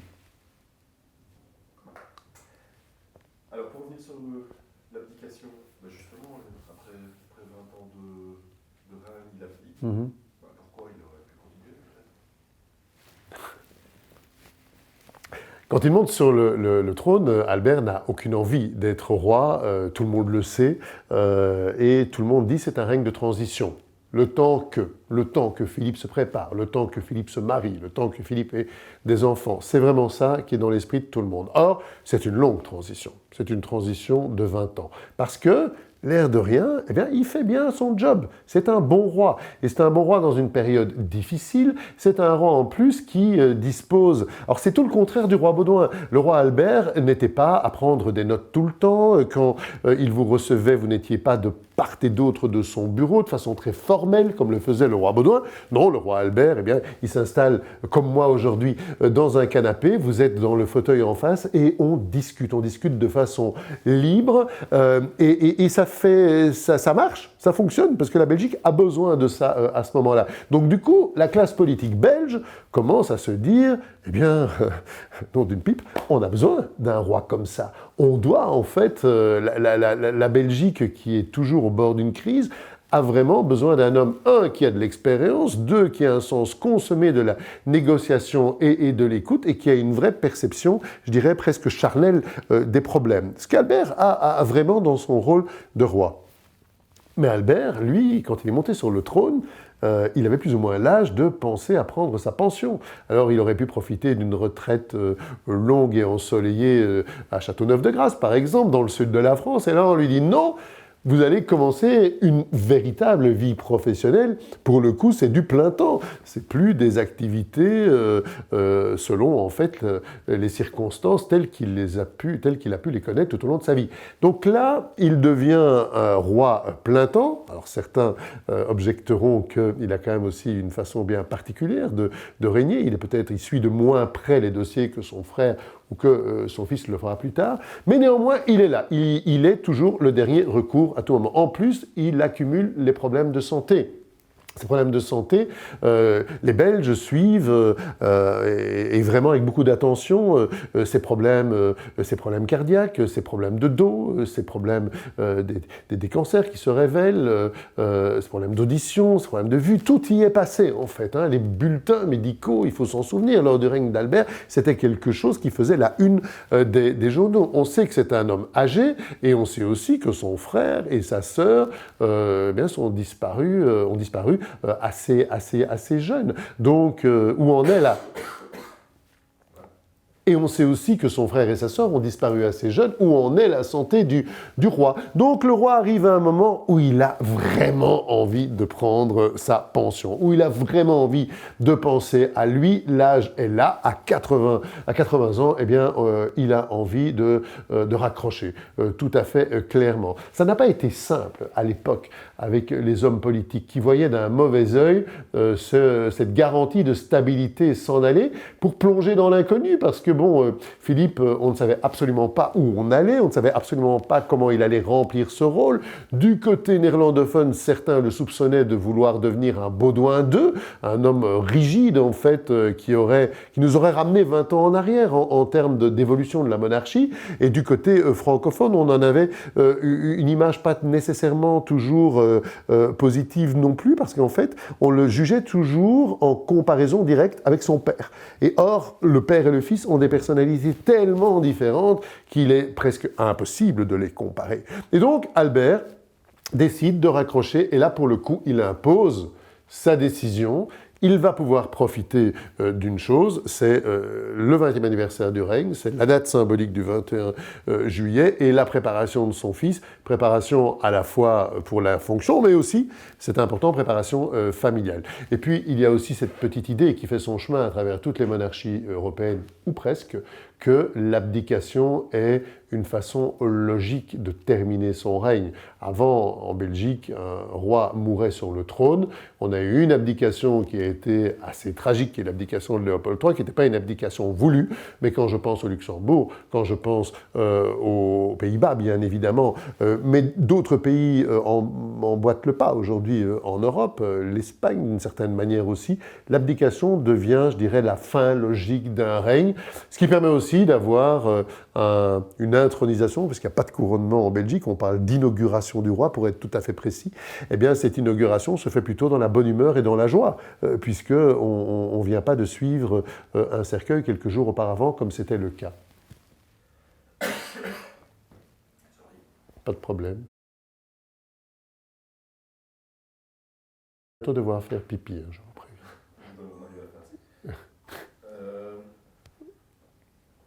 Tu zappes le « je vais bientôt devoir faire pipi », si possible. Ah oui, c'est ça. Est-ce que Albert avait confiance en son fils à ce moment-là? Est-ce qu'il y a une forme de tutelle? Non, pas du tout. D'Albert, tu veux dire? Albert, son fils, Albert, son frère, comme on dit à Bruxelles. Non, je ferme la parenthèse, c'est mon côté Bosselman, c'est Copenhague. Oui. Albert savait très bien que Philippe était préparé. Mais dans les affaires de famille, les choses, le dialogue n'est pas toujours simple. Et je pense qu'il y avait pas une opposition frontale, mais simplement une opposition de caractère. Comment appréhender les choses. Et contrairement en fait au règne du roi Baudouin, qui avait eu très longtemps une tutelle de son père, le roi Léopold III, contrairement peut-être aussi au règne d'Albert, où il y avait eu quelque part une tutelle du personnel qui gravitait autour du roi Baudouin, je pense notamment à son chef de cabinet, hein, Jacques van Ypersele, eh bien Philippe, lui, démarrait quelque chose de nouveau, avec un nouveau chef de cabinet, avec un nouveau responsable de la communication, avec vraiment une page nouvelle allait s'ouvrir. Et je pense qu'Albert était tout à fait confiant par rapport à ça, et il y avait de sa part pas la moindre envie de jouer un rôle de roi de l'ombre ou de tutelle. Et il le dit dès le début d'ailleurs, voilà, il y a un nouveau règne, on va s'effacer. Il s'en est confié auprès de ses proches.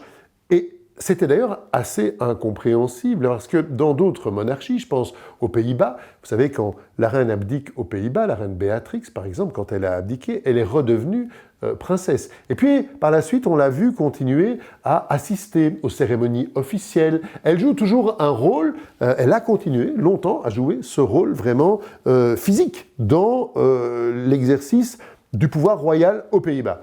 En Belgique, tout le contraire. Quand le roi s'est retiré, eh bien, d'abord, il reste roi, il ne redevient pas prince, il est roi émérite, on peut l'appeler comme ça, mais donc, il continue aussi à percevoir une dotation, et là on se dit, on va le voir.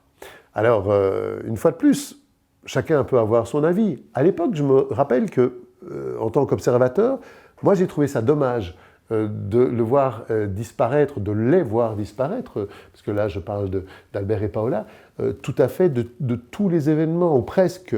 Il était vraiment très très rare, notamment par exemple pour le 21 juillet, de ne pas aller voir dans la tribune royale, d'offrir l'image d'une famille royale unie ou réunie. Vous savez que c'était devenu un petit peu un jeu, hein, de savoir qui serait présent selon les années à la tribune officielle. Laurent seras-tu là, ne seras-tu pas là, Astrid, enfin, c'était presque un jeu comme ça de la part des journalistes qui suivaient l'actualité de la famille royale.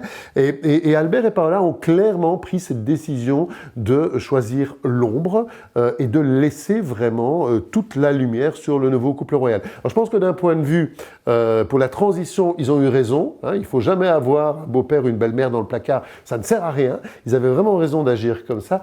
Néanmoins, je pense que symboliquement, avoir assuré peut-être une présence un peu plus visible sur l'échiquier royal en Belgique, je pense que les Belges auraient apprécié les choses. Après cette application, donc ils se mettent dans l'ombre. Mm-hmm.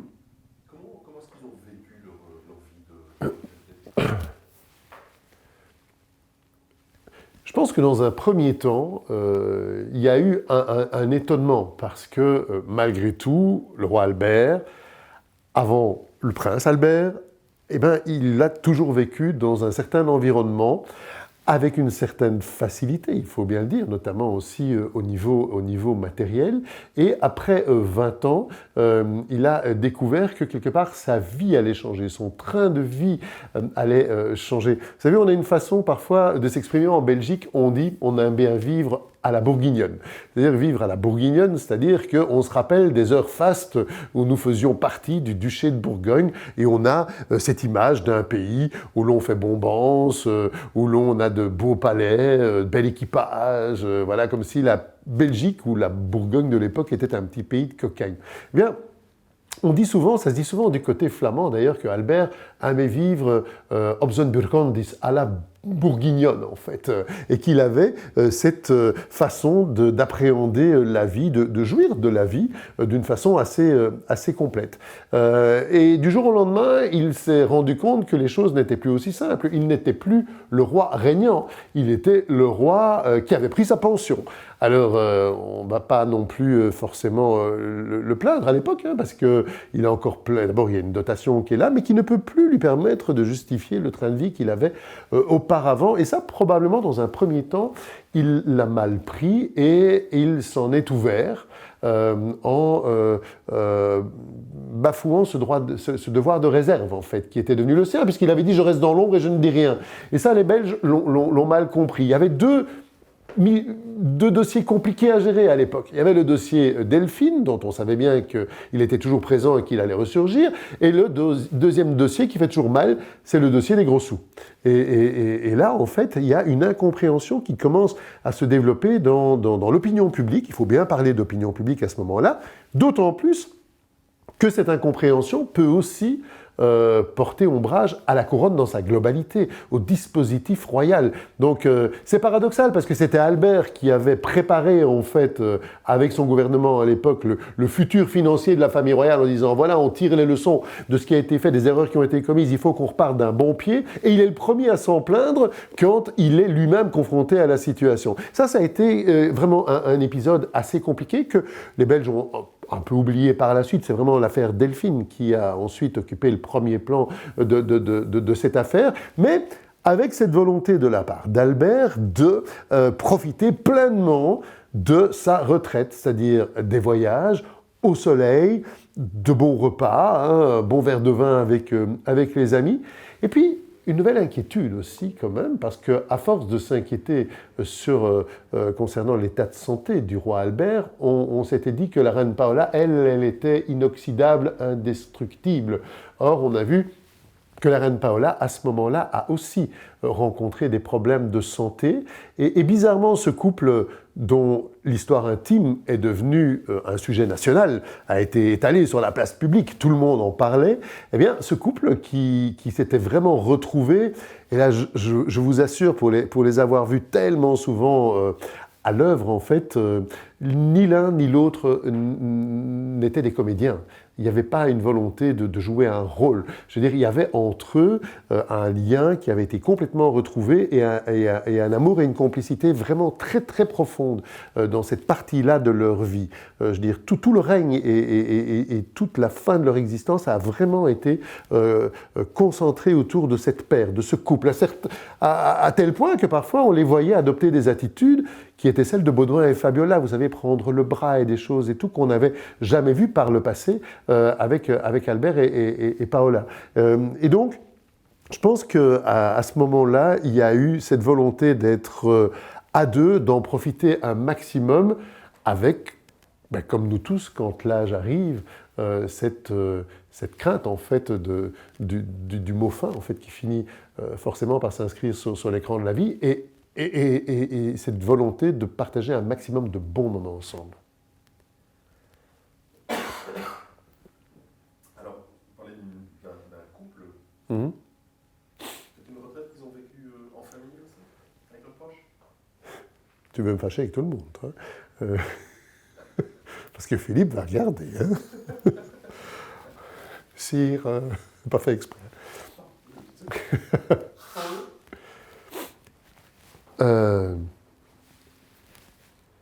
Alors, quand la retraite est arrivée, les affaires familiales, forcément, ont d'une certaine manière encore été exacerbées. D'abord parce que l'arrivée d'un nouveau roi correspond aussi à un nouveau partage des tâches, avec très clairement un rôle qui doit être donné à la princesse Astrid, un rôle qui doit être donné au prince Laurent, mais une volonté assumée de la part du palais et du roi Philippe, et aussi de la reine Mathilde, mais du couple royal d'incarner, je dirais, presque totalement la fonction royale et la couronne en Belgique. En clair, aujourd'hui, le dispositif royal en Belgique, c'est le roi, la reine et leurs enfants. C'est vraiment ça. Et puis, les autres vont probablement s'effacer, petit à petit s'effacer, ou en tout cas être beaucoup moins présents dans les activités royales au quotidien. Et donc, je dirais je recommence. Et donc, ce à quoi on assiste au niveau officiel, c'est-à-dire une absence de plus en plus manifeste du reste de la famille, eh bien, on le trouve aussi au niveau intime.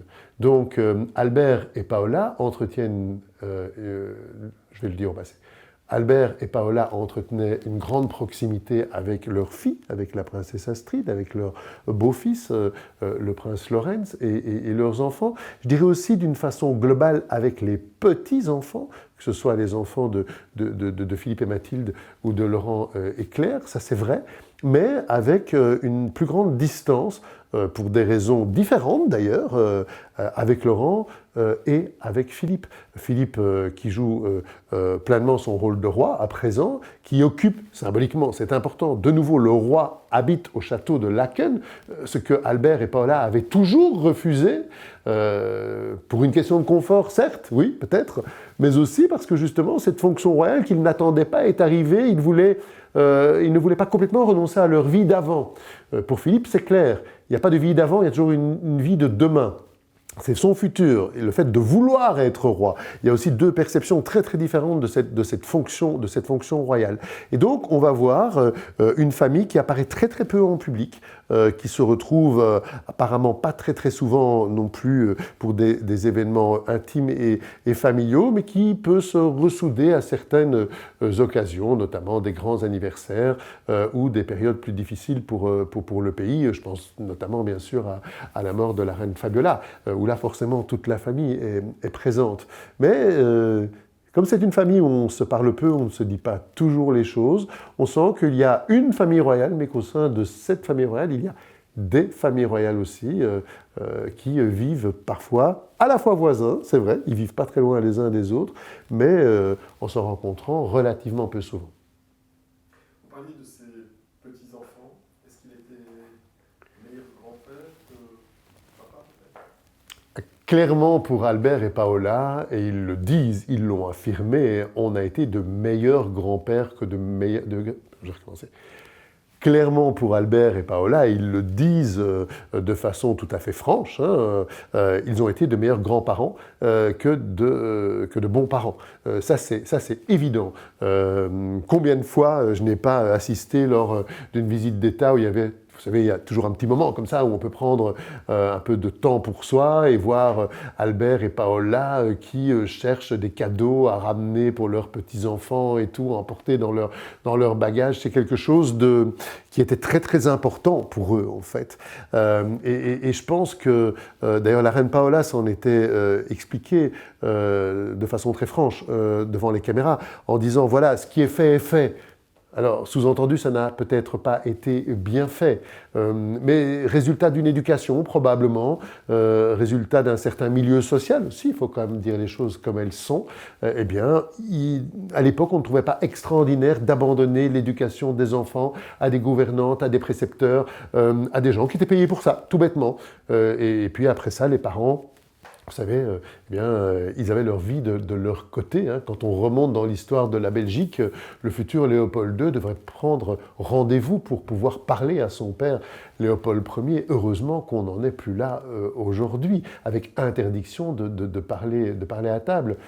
Mais moi, j'ai toujours été étonné de constater aussi à quel point, malgré les différences, malgré les oppositions qui ont pu naître, Albert et Paola reconnaissaient à tous leurs enfants la qualité d'être d'excellents parents. À la fois pour Philippe, à la fois pour Laurent, à la fois pour Astrid, d'être proches de leurs enfants et de vraiment envisager les choses différentes. Ce sont trois parents qui, de façon très différente, sont d'excellents parents. Comme si, chacun à leur manière, ils avaient voulu prendre une revanche par rapport à l'éducation et au rapport qu'ils avaient entretenu, justement, avec leurs parents quand ils étaient jeunes.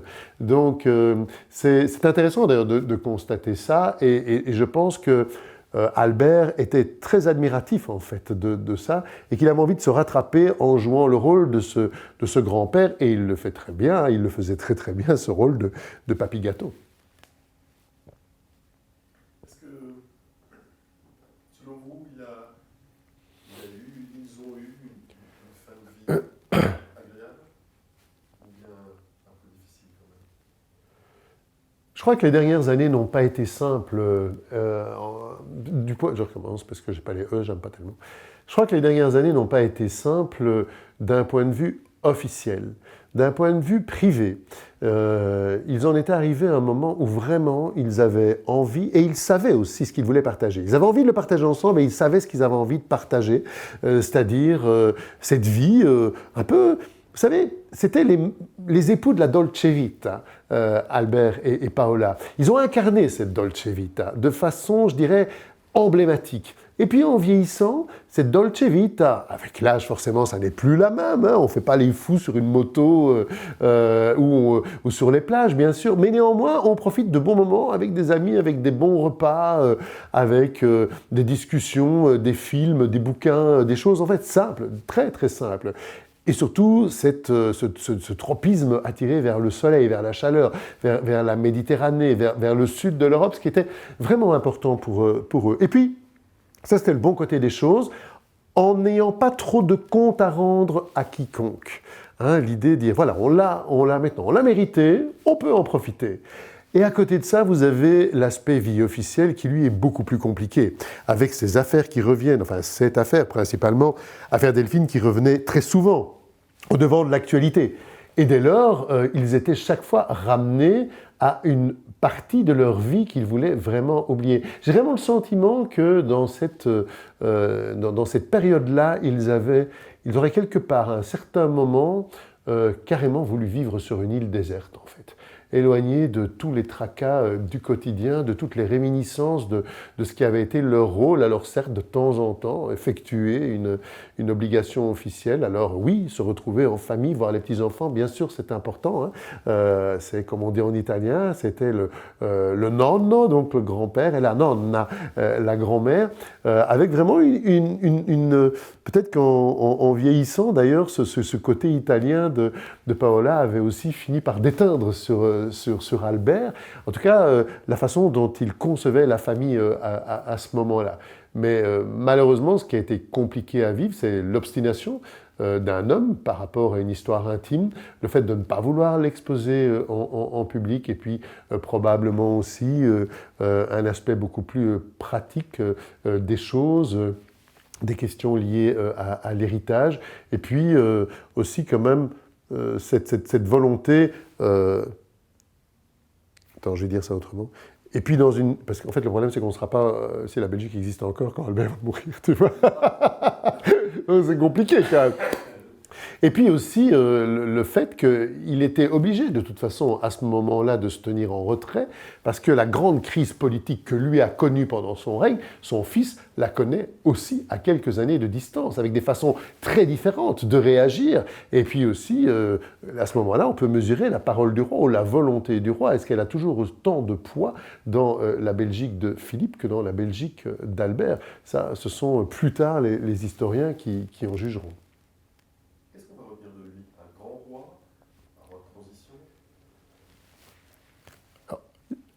Albert II était un roi de plein exercice, contrairement à ce qu'on a pu dire. Certes, il n'était pas toujours au Palais Royal de Bruxelles, certes, il était souvent en voyage, mais il était au courant de tout et il entretenait un dialogue constant avec le personnel politique d'une façon globale.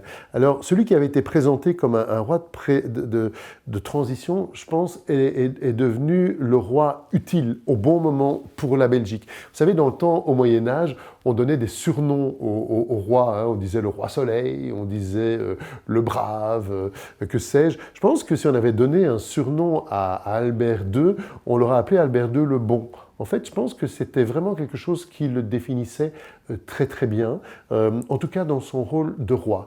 Et dans ses rapports humains, d'une façon globale. Une fois de plus, on met l'affaire Delphine à part, mais clairement, il l'a prouvé tout au long de sa vie.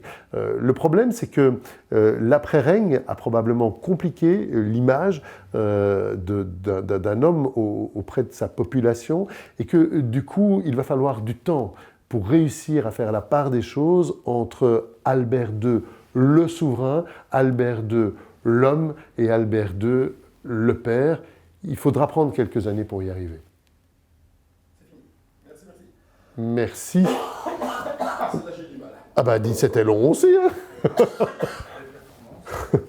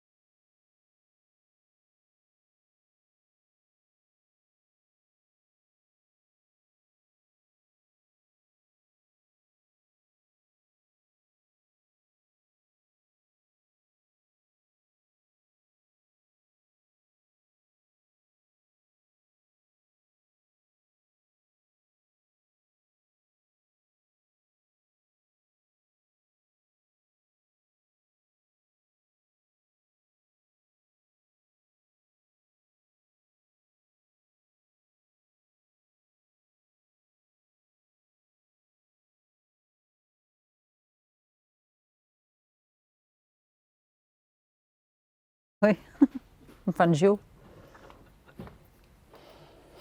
Michael, c'est oui. Je regarde vous. Hein. Oui. Oui. Alors, Béatrice Delvaux, la vie de couple d'Albert et de Paola, ça n'a pas été facile apparemment.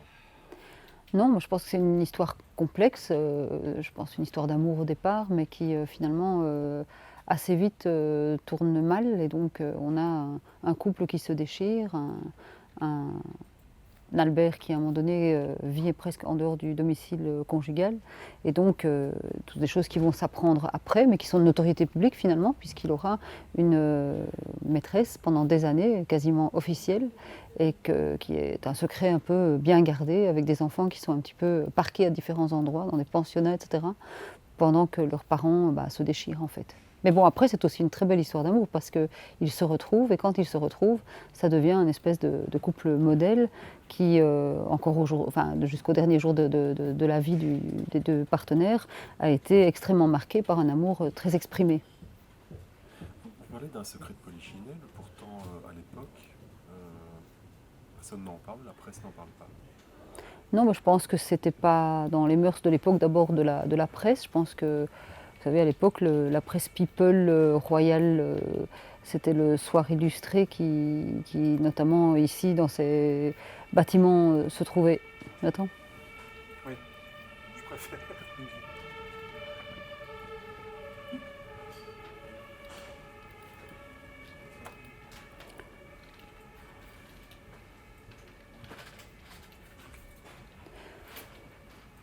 C'est un secret bien gardé parce que la presse à l'époque, la presse belge d'abord n'est pas très sensationnaliste, elle est plutôt respectueuse des institutions et la monarchie est un peu une institution protégée en fait à l'époque. Et en plus c'est la vie privée des souverains, donc déjà on estime que d'écrire sur le rôle public n'est pas nécessairement de soi pour tous les journalistes. Bah, déjà ça n'intéressait pas les gens que de savoir ce qui se passait dans leur couple. En plus bon, il est prince à l'époque, hein, il est pas roi, donc c'est d'autant plus particulier, c'est d'autant plus spécifique, quoi. Il intéresse moins le public. Et puis, je pense que c'était peut-être quelque chose qui allait plus de soi, en fait, qui faisait partie d'éléments qui existaient, mais qui ne faisaient pas la une, qui n'étaient pas... On suivait moins, en fait, les dirigeants sous l'angle de la gouvernance, comme on dit, de la gouvernance éthique personnelle. Pourtant,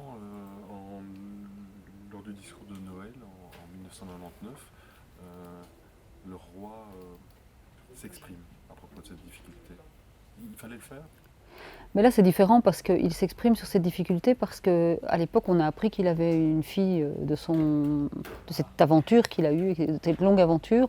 Donc il y a eu beaucoup de révélations et la révélation vient du nord du pays, ce qui n'est peut-être pas un hasard non plus parce qu'une partie du nord du pays se tient moins tenue par l'aspect monarchique, en tout cas, mais peut-être plus à l'époque, la monarchie en devoir de rendre des comptes. Et donc le secret est révélé finalement de l'existence de cette fille cachée. Et Albert II, à un moment donné, fait une déclaration parce que le bruit est fort autour de lui, c'est quand même un sujet assez sensible. Et je pense que là, il fait très très bien de s'exprimer. Il le fait d'ailleurs magnifiquement bien parce que soudain, c'est un roi qui s'exprime et qui dit « Je suis finalement aussi un homme et comme vous, comme d'autres, j'ai connu des difficultés dans mon couple ». Et donc ça, c'est quelque chose, c'est un moment où je pense qu'il gagne beaucoup de sympathie. Il y a d'autres moments au cours de son règne où il gagnera la sympathie des Belges, mais là, c'est un moment où il va gagner et le respect et la sympathie, et où je pense que les gens vont être émus en l'écoutant, ce qui est quand même pas toujours le cas des discours des rois, en fait, quand ils sont télévisés. Et là, avec cette espèce de grande simplicité qui est la sienne et de bonhomie, soudain, il révèle et ses failles et son humanité. Alors pourtant, il s'exprime de manière très juste, parce que judicieuse, je dirais, mais il n'évoque pas sa fille. Et puis, quelques années plus tard, il se fout carrément les ponts avec Delphine Boel. Alors ça, c'est le mystère de sa personne, en fait, quelque part. C'est aussi un peu ce qui a terni la fin de sa vie ou son image, parce que c'est un roi qui est sorti de charge avec une énorme popularité, les gens l'aimaient beaucoup. Et de fait, en fait, le fait que Krol, chez nous, l'ait beaucoup dessiné de manière à la fois très sympathique, mais je pense que toutes les occurrences qu'il a offertes donnaient de lui l'image de quelqu'un de courageux, de joyeux, de simple et d'attentionné. Et donc, et en plus, cette histoire d'amour avec Paola, finalement, ce couple qui s'est retrouvé après des échecs, faisait aussi donner beaucoup de douceur en fait, à l'image royale et d'empathie. Alors, l'épisode de sa fille reste un épisode sur lequel peut-être plus tard dans l'histoire, on aura plus de regard là-dessus, parce que lui, finalement, on a très peu parlé ouvertement. Et cette fille, c'est pour des raisons qui nous échappent quand même, il s'est refusé à la reconnaître ou à dire qu'elle faisait partie de son univers, puisque c'était très violent, puisque non seulement il n'en parle pas, mais il dit qu'elle n'est pas sa fille, dans une terminologie qui est plus juridique que génétique, en fait, mais qu'il va utiliser, en fait, via ses avocats, et qui est d'une violence inouïe, en fait, quand tout le monde sait que c'est sa fille. Qu'est-ce que vous pensez de la manière dont cette affaire a été gérée? Par lui, par le palais? Avec le recul, j'imagine qu'il a dû se dire qu'il aurait dû le gérer autrement. Je pense que ça aurait été, pour arriver au résultat qui est celui qui est finalement advenu à un moment donné, où la reconnaissance a été presque forcée, où finalement on a passé par des tests ADN, toutes des choses qui étaient... lui finalement ne les a pas fait, ces tests, mais je veux dire, il aurait été contraint de les faire. je trouve que c'est assez infamant en fait de devoir reconnaître sa fille finalement ou d'admettre qu'on a une fille dans ces conditions-là. Et je pense que pour l'image globale et pour l'appréciation globale de sa vie, de sa famille, ça aurait été utile, et aussi pour l'image que ça donne à l'extérieur, la valeur d'exemple, ça aurait été très vertueux en fait et peut-être plus pacifiant pour lui et pour les siens aussi, à un moment donné, de faire les choses de façon inclusive. Mais bon, sur cette partie-là de comment on gère sa vie privée, vous savez, tout le monde fait des erreurs, tout le monde, ce sont les choses les plus compliquées. Et il n'y a que quand on est confronté à cela soi-même qu'on se rend compte à quel point c'est complexe, ces histoires familiales, intrafamiliales, extrafamiliales. Mais ici, la difficulté, c'est qu'il est roi, donc il exerçait une fonction, une position publique, et que tout ce qui s'est passé autour de cette fille a été très médiatisé. Et là, je pense que les rôles des avocats, et c'était des brillants avocats des deux côtés, que je pense qu'à un moment donné, je ne comprends pas comment son avocat ne lui a pas dit c'est votre fille, et c'est connu, et ça va être su, donc il vaut mieux éviter tout le parcours juridique, et faire une espèce d'accord, un settlement, qui aurait pu même comprendre des aspects financiers, mais qui aurait permis d'éviter l'exposition publique qui était quand même extrêmement douloureuse pour les deux parties, ce que lui finalement n'a même pas su dire. C'est étonnant parce que on a eu un roi qui était tellement proche, il était tellement proche des gens, et ici tellement éloigné de sa fille, d'une réalité en effet qui était connue. Ça a brouillé complètement son image. Ça a brouillé l'image de fin de règne, ça a certainement sans doute effacé dans l'image des gens quand ils s'en rappelleront ce fameux discours, cette conversation au coin du feu dans laquelle il reconnaît que son couple a eu des difficultés. Bon, je pense que les gens on ne doit jamais juger un règne ou une participation au pouvoir sur un seul événement. Il y en a qui effacent tous les autres, mais en l'occurrence ici, c'est un événement nature privée qui a impacté sa famille, qui donne une image du père vers l'extérieur, mais qui en même temps n'a aucun impact politique au sens où ça n'a pas fait modifier des lois, il n'a pas empêché des choses de se faire. Et sur son règne, pour le coup, son règne a été un règne de roi extrêmement empathique, généreux et aussi politiquement assez courageux. Donc cette partie-là, moi je crois vraiment qu'il ne faut pas du tout, elle n'est pas entachée et il ne faudrait pas l'entacher. Il a fait ce qu'il a fait et durant son règne, il a été en fait reconnu, en tout cas du côté des francophones, comme parfait. Et dans ce rôle-là, qui est limité, avec les limites qui sont les siennes. Sur l'aspect personnel, vous savez, c'est une histoire tragique, cette histoire de Paola, Albert et leurs enfants. Parce que Martine Dubuisson, chez nous, qui est la grande spécialiste de la monarchie, a toujours dit, a fait un portrait de Laurent, notamment, qui était extrêmement fort à une époque, qui montrait à quel point Albert a eu aussi beaucoup de problèmes, et Paola a eu beaucoup de problèmes à intégrer leurs enfants dans leur propre vie et à être des parents. Et c'est ce qui explique beaucoup en fait du désarroi d'un Laurent, qui peut expliquer aussi beaucoup de la manière dont Philippe, avant de devenir roi, était malhabile et se sentait finalement peu aimé. Et donc on peut imaginer que finalement sa fille a été traitée, Delphine a été traitée peu ou prou de la même façon. Un des argumentaires qui a été utilisé pour dire que ce n'était pas sa fille, c'est qu'il n'avait pas été comme un père pour elle. Ce qui en soi est extrêmement violent à entendre. Et donc moi, j'ai pas envie tellement qu'on condamne l'homme, mais de se dire que ça puisse aider des gens à réfléchir un peu sur cette situation. Moi, je trouve que cette traversée-là, en tout cas, elle a donné à réfléchir à la société belge et aux pères et aux mères que nous sommes, par rapport à des situations, je vous dis, qui sont compliquées. L'intimité des gens reste compliquée, mais ici, évidemment, était exposée au plus grand nombre. Vous avez utilisé vous l'avez décrit comme peut-être qu'il aurait dû avoir valeur d'exemple, qui ça fait tout à fait l'inverse. Albert II a une valeur d'exemple sur nombre d'autres comportements dans sa fonction de roi, dans des prises de position par exemple contre les extrémismes, dans la manière dont il a accueilli aussi les parents après l'affaire Dutroux. Donc je pense que ça, ce sont des gestes extrêmement importants et à ce moment-là, on attendait de lui qu'il pose ces gestes-là. Sur l'aspect familial, je dirais à la fois, moi j'ai écrit à l'époque un éditorial en particulier qui était assez dur en fait sur le comportement et un peu les erreurs commises dans la manière d'éviter finalement presque d'embrasser cette fille ou en tout cas de lui donner sa juste place à tout le moins légale. Et puis pour le reste, on ne demande pas nécessairement que les gens s'aiment. Hein. Ça vous a touché, cette situation ? Touchée, j'essaye d'abord de regarder ça avec, à travers le droit parce que j'essaye surtout de comprendre. Non, ça m'a intriguée en fait parce que j'essayais de comprendre comment et pourquoi. Je n'ai pas le mystère de pourquoi finalement il s'est refusé à cela. Vous savez, il y a eu des explications qui étaient de dire qu'il y aurait eu un deal avec Paola quand ils se sont retrouvés pour qu'en fait cette fille reste en dehors du jeu. Il y a aussi l'histoire de cette maîtresse qui dit bien des années après que c'est elle qui lui a dit de renoncer au divorce qu'il s'apprêtait à faire pour ne pas devoir renoncer à ses propres enfants. Et à l'époque, il ne savait même pas qu'il allait être roi, la probabilité était faible. Et donc, bon, il y a eu beaucoup d'explications, et donc je pense que moi, ça m'a plus intriguée, et ça me pose encore question sur le mystère d'Albert un petit peu. Qui est son mystère? Parce que cette attitude était tellement à l'opposé de l'homme qu'on avait cru déceler. Et donc, c'est comme dans les romans ou dans les films, vous savez, il y a une intrigue en fait, et ça rend la personnalité plus particulière et bon et voilà intéressante. Moi, je n'ai pas la clé du mystère. Alors, il y a une reconnaissance de sa part à travers ce communiqué qui est quand même pas très élégant, très dur peut-être même aussi, mais en fait il n'y a toujours pas de reconnaissance légale. De vraie reconnaissance légale, il n'y en a toujours pas.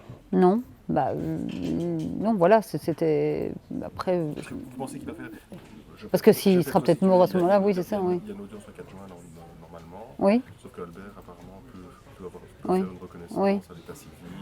Oui.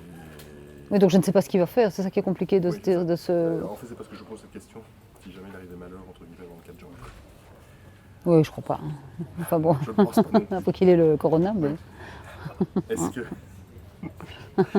que Albert II doit encore faire des démarches pour reconnaître sa fille ou pas? Ou est-ce que les choses vont se faire de manière judiciaire? Le dernier communiqué, le communiqué qu'il a fait après, à un moment donné, à la surprise un peu générale, mais enfin un peu contraint et forcé par les tests ADN qui se profilaient, etc., pour la reconnaissance, pour en tout cas dire que de fait c'est sa fille et qu'on ne va pas. Il avait envie de tourner une page en tout cas. On attendrait qu'il poursuive, en fait, ce serait beaucoup plus logique. Surtout qu'il se dit que sur les aspects financiers, ils ont eu le temps peut-être de régler des choses de façon à ce que Delphine ne soit pas impliquée dans un héritage à l'excès, au-delà de ce qui lui est légalement dû. Donc voilà, donc je pense que la logique voudrait qu'il la reconnaisse, ce serait normal en fait. Mais bon, jusqu'à présent, il a toujours essayé de faire le plus petit. Excusez-moi, je vais retourner la question. On va en répondre de la manière, mais on va le mettre au passé. Oui. Normalement, il n'est plus là. Est-ce qu'Albert aurait dû faire une démarche supplémentaire pour la reconnaissance de sa fille ou pas? Idéalement oui, parce que c'est la logique, mais depuis le début de cette affaire, en fait, il essaye de dire que ce n'est pas sa fille, donc à chaque étape qui lui était donnée d'aller au bout de l'opération directement, il a toujours essayé de trouver des voies de sortie juridiques, ce qui rendait la chose un petit peu désobligeante en fait, et un peu mesquine en fait, pour trouver toujours le moins-disant. Donc même dans le dernier communiqué, il n'arrive pas à dire ou à écrire que c'est beaucoup de tristesse ou beaucoup de douleur pour les deux côtés. Alors après, l'avocat dit oui, mais c'était sous-entendu, mais non, le sous-entendu là ne fonctionne pas. Chaque chose est lue et scrutée de façon extrêmement précise. Donc je pense que la logique aurait voulu que cette fille soit reconnue parce que c'est sa place, c'est son droit et elle est sa fille, quoi. Donc, je veux dire, c'est le combat légal, en fait, le combat juridique du refus de paternité, là, pour le coup, est quelque chose qui donne à la société, et c'est un mauvais exemple.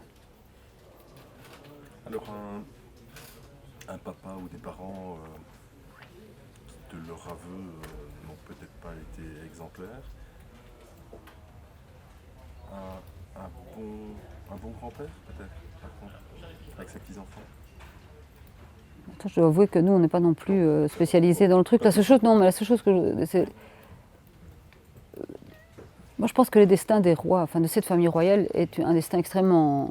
J'ai toujours trouvé ça extrêmement tragique. C'est-à-dire que des gens qui sont obligés d'être dans une destinée qu'ils n'ont pas choisie, dans laquelle ils opèrent peu de choix. On l'a vu avec Harry et Meghan, les choix se payent lourd, quoi. Et les expositions médiatiques sont terribles. Donc en Belgique, on a encore la chance qu'ils sont, quand on est roi et reine ou prince, etc., d'être relativement protégés de la furia de la presse people, mais en l'occurrence, ici, je trouve que sur leur vie comme en tant qu'entité familiale, bon, c'était clair que ça n'a pas été simple. On l'a vu lors de la passation de pouvoir. Il y a beaucoup de choses qui ont dû se négocier via des tiers parce que les relations entre le père et le fils étaient compliquées et entre le père et l'entité familiale du fils restaient compliquées aussi. Donc ça n'a pas été simple, mais je trouve que sur cet aspect-là des choses, mon Dieu, ce sont des gens aussi, comme les autres. Et je ne sais pas si nos vies de famille sont ce qu'elles sont. Et je veux dire, elles ne sont pas. Je n'aime même pas le terme d'exemplaire, parce qu'à un moment donné, ça n'a aucune incidence sur la politique, la vie belge, etc., qui s'entendent ou pas avec ces petits-enfants. Si ça en a une, alors ça nous intéresse parce que politiquement c'est relevant. Mais objectivement, en l'occurrence, là, ça n'a eu aucune espèce d'impact. Ça n'a pas eu d'impact, justement. La relation avec les petits-enfants n'a pas eu d'impact, oui.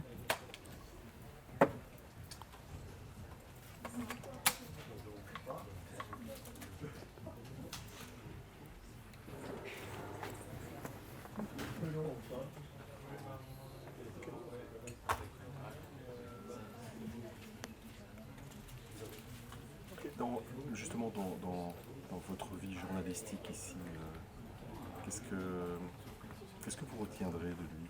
Donc, qu'est-ce que vous avez retenu? On va le mettre au passé, j'ai un peu de mal. Oui. Qu'est-ce qu'on retiendra d'Albert ici? Je crains qu'une des choses qu'on va retenir beaucoup, c'est ce combat avec sa fille, qui est un combat un peu exceptionnel, parce qu'il s'est déroulé sur la place publique, et qu'on retiendra surtout que cette fille a décroché son père. En fait, elle s'est approprié son père, et elle l'a forcé à ce qu'il s'approprie sa fille. Donc ça, c'est quand même quelque chose d'assez spectaculaire au niveau de ce qui se passe. C'est rare que ça se passe dans un règne de cette façon-là. Moi, ce que j'en retiendrai au-delà de ça, c'est cette bonhomie. D'abord, c'est le roi qui a beaucoup pacifié les relations, qui est un roi improbable, qui à un moment donné arrive au pouvoir alors qu'on ne l'attendait pas, et qui décide aussi de le quitter. C'était pas non plus banal qu'à un moment donné, il décide, et ça, je trouvais ça très sain. Donc ce qui montrait, comme durant son règne, quelque chose de très pragmatique, de très sain, et de pas du tout... justement, il donnait le sentiment d'être un homme assez simple. Donc c'était un roi... qui a eu un règne extrêmement généreux par rapport aux Belges. Et puis ensuite, je retiendrai le rôle qu'il a joué dans la crise politique et les différentes positions qu'il a prises contre le nationalisme, contre l'extrême droite, pour l'unité belge, ça c'est son business, mais quand même pour défendre les valeurs intrinsèques de la Belgique, ce qui commençait déjà à être compliqué. Merci. Voilà.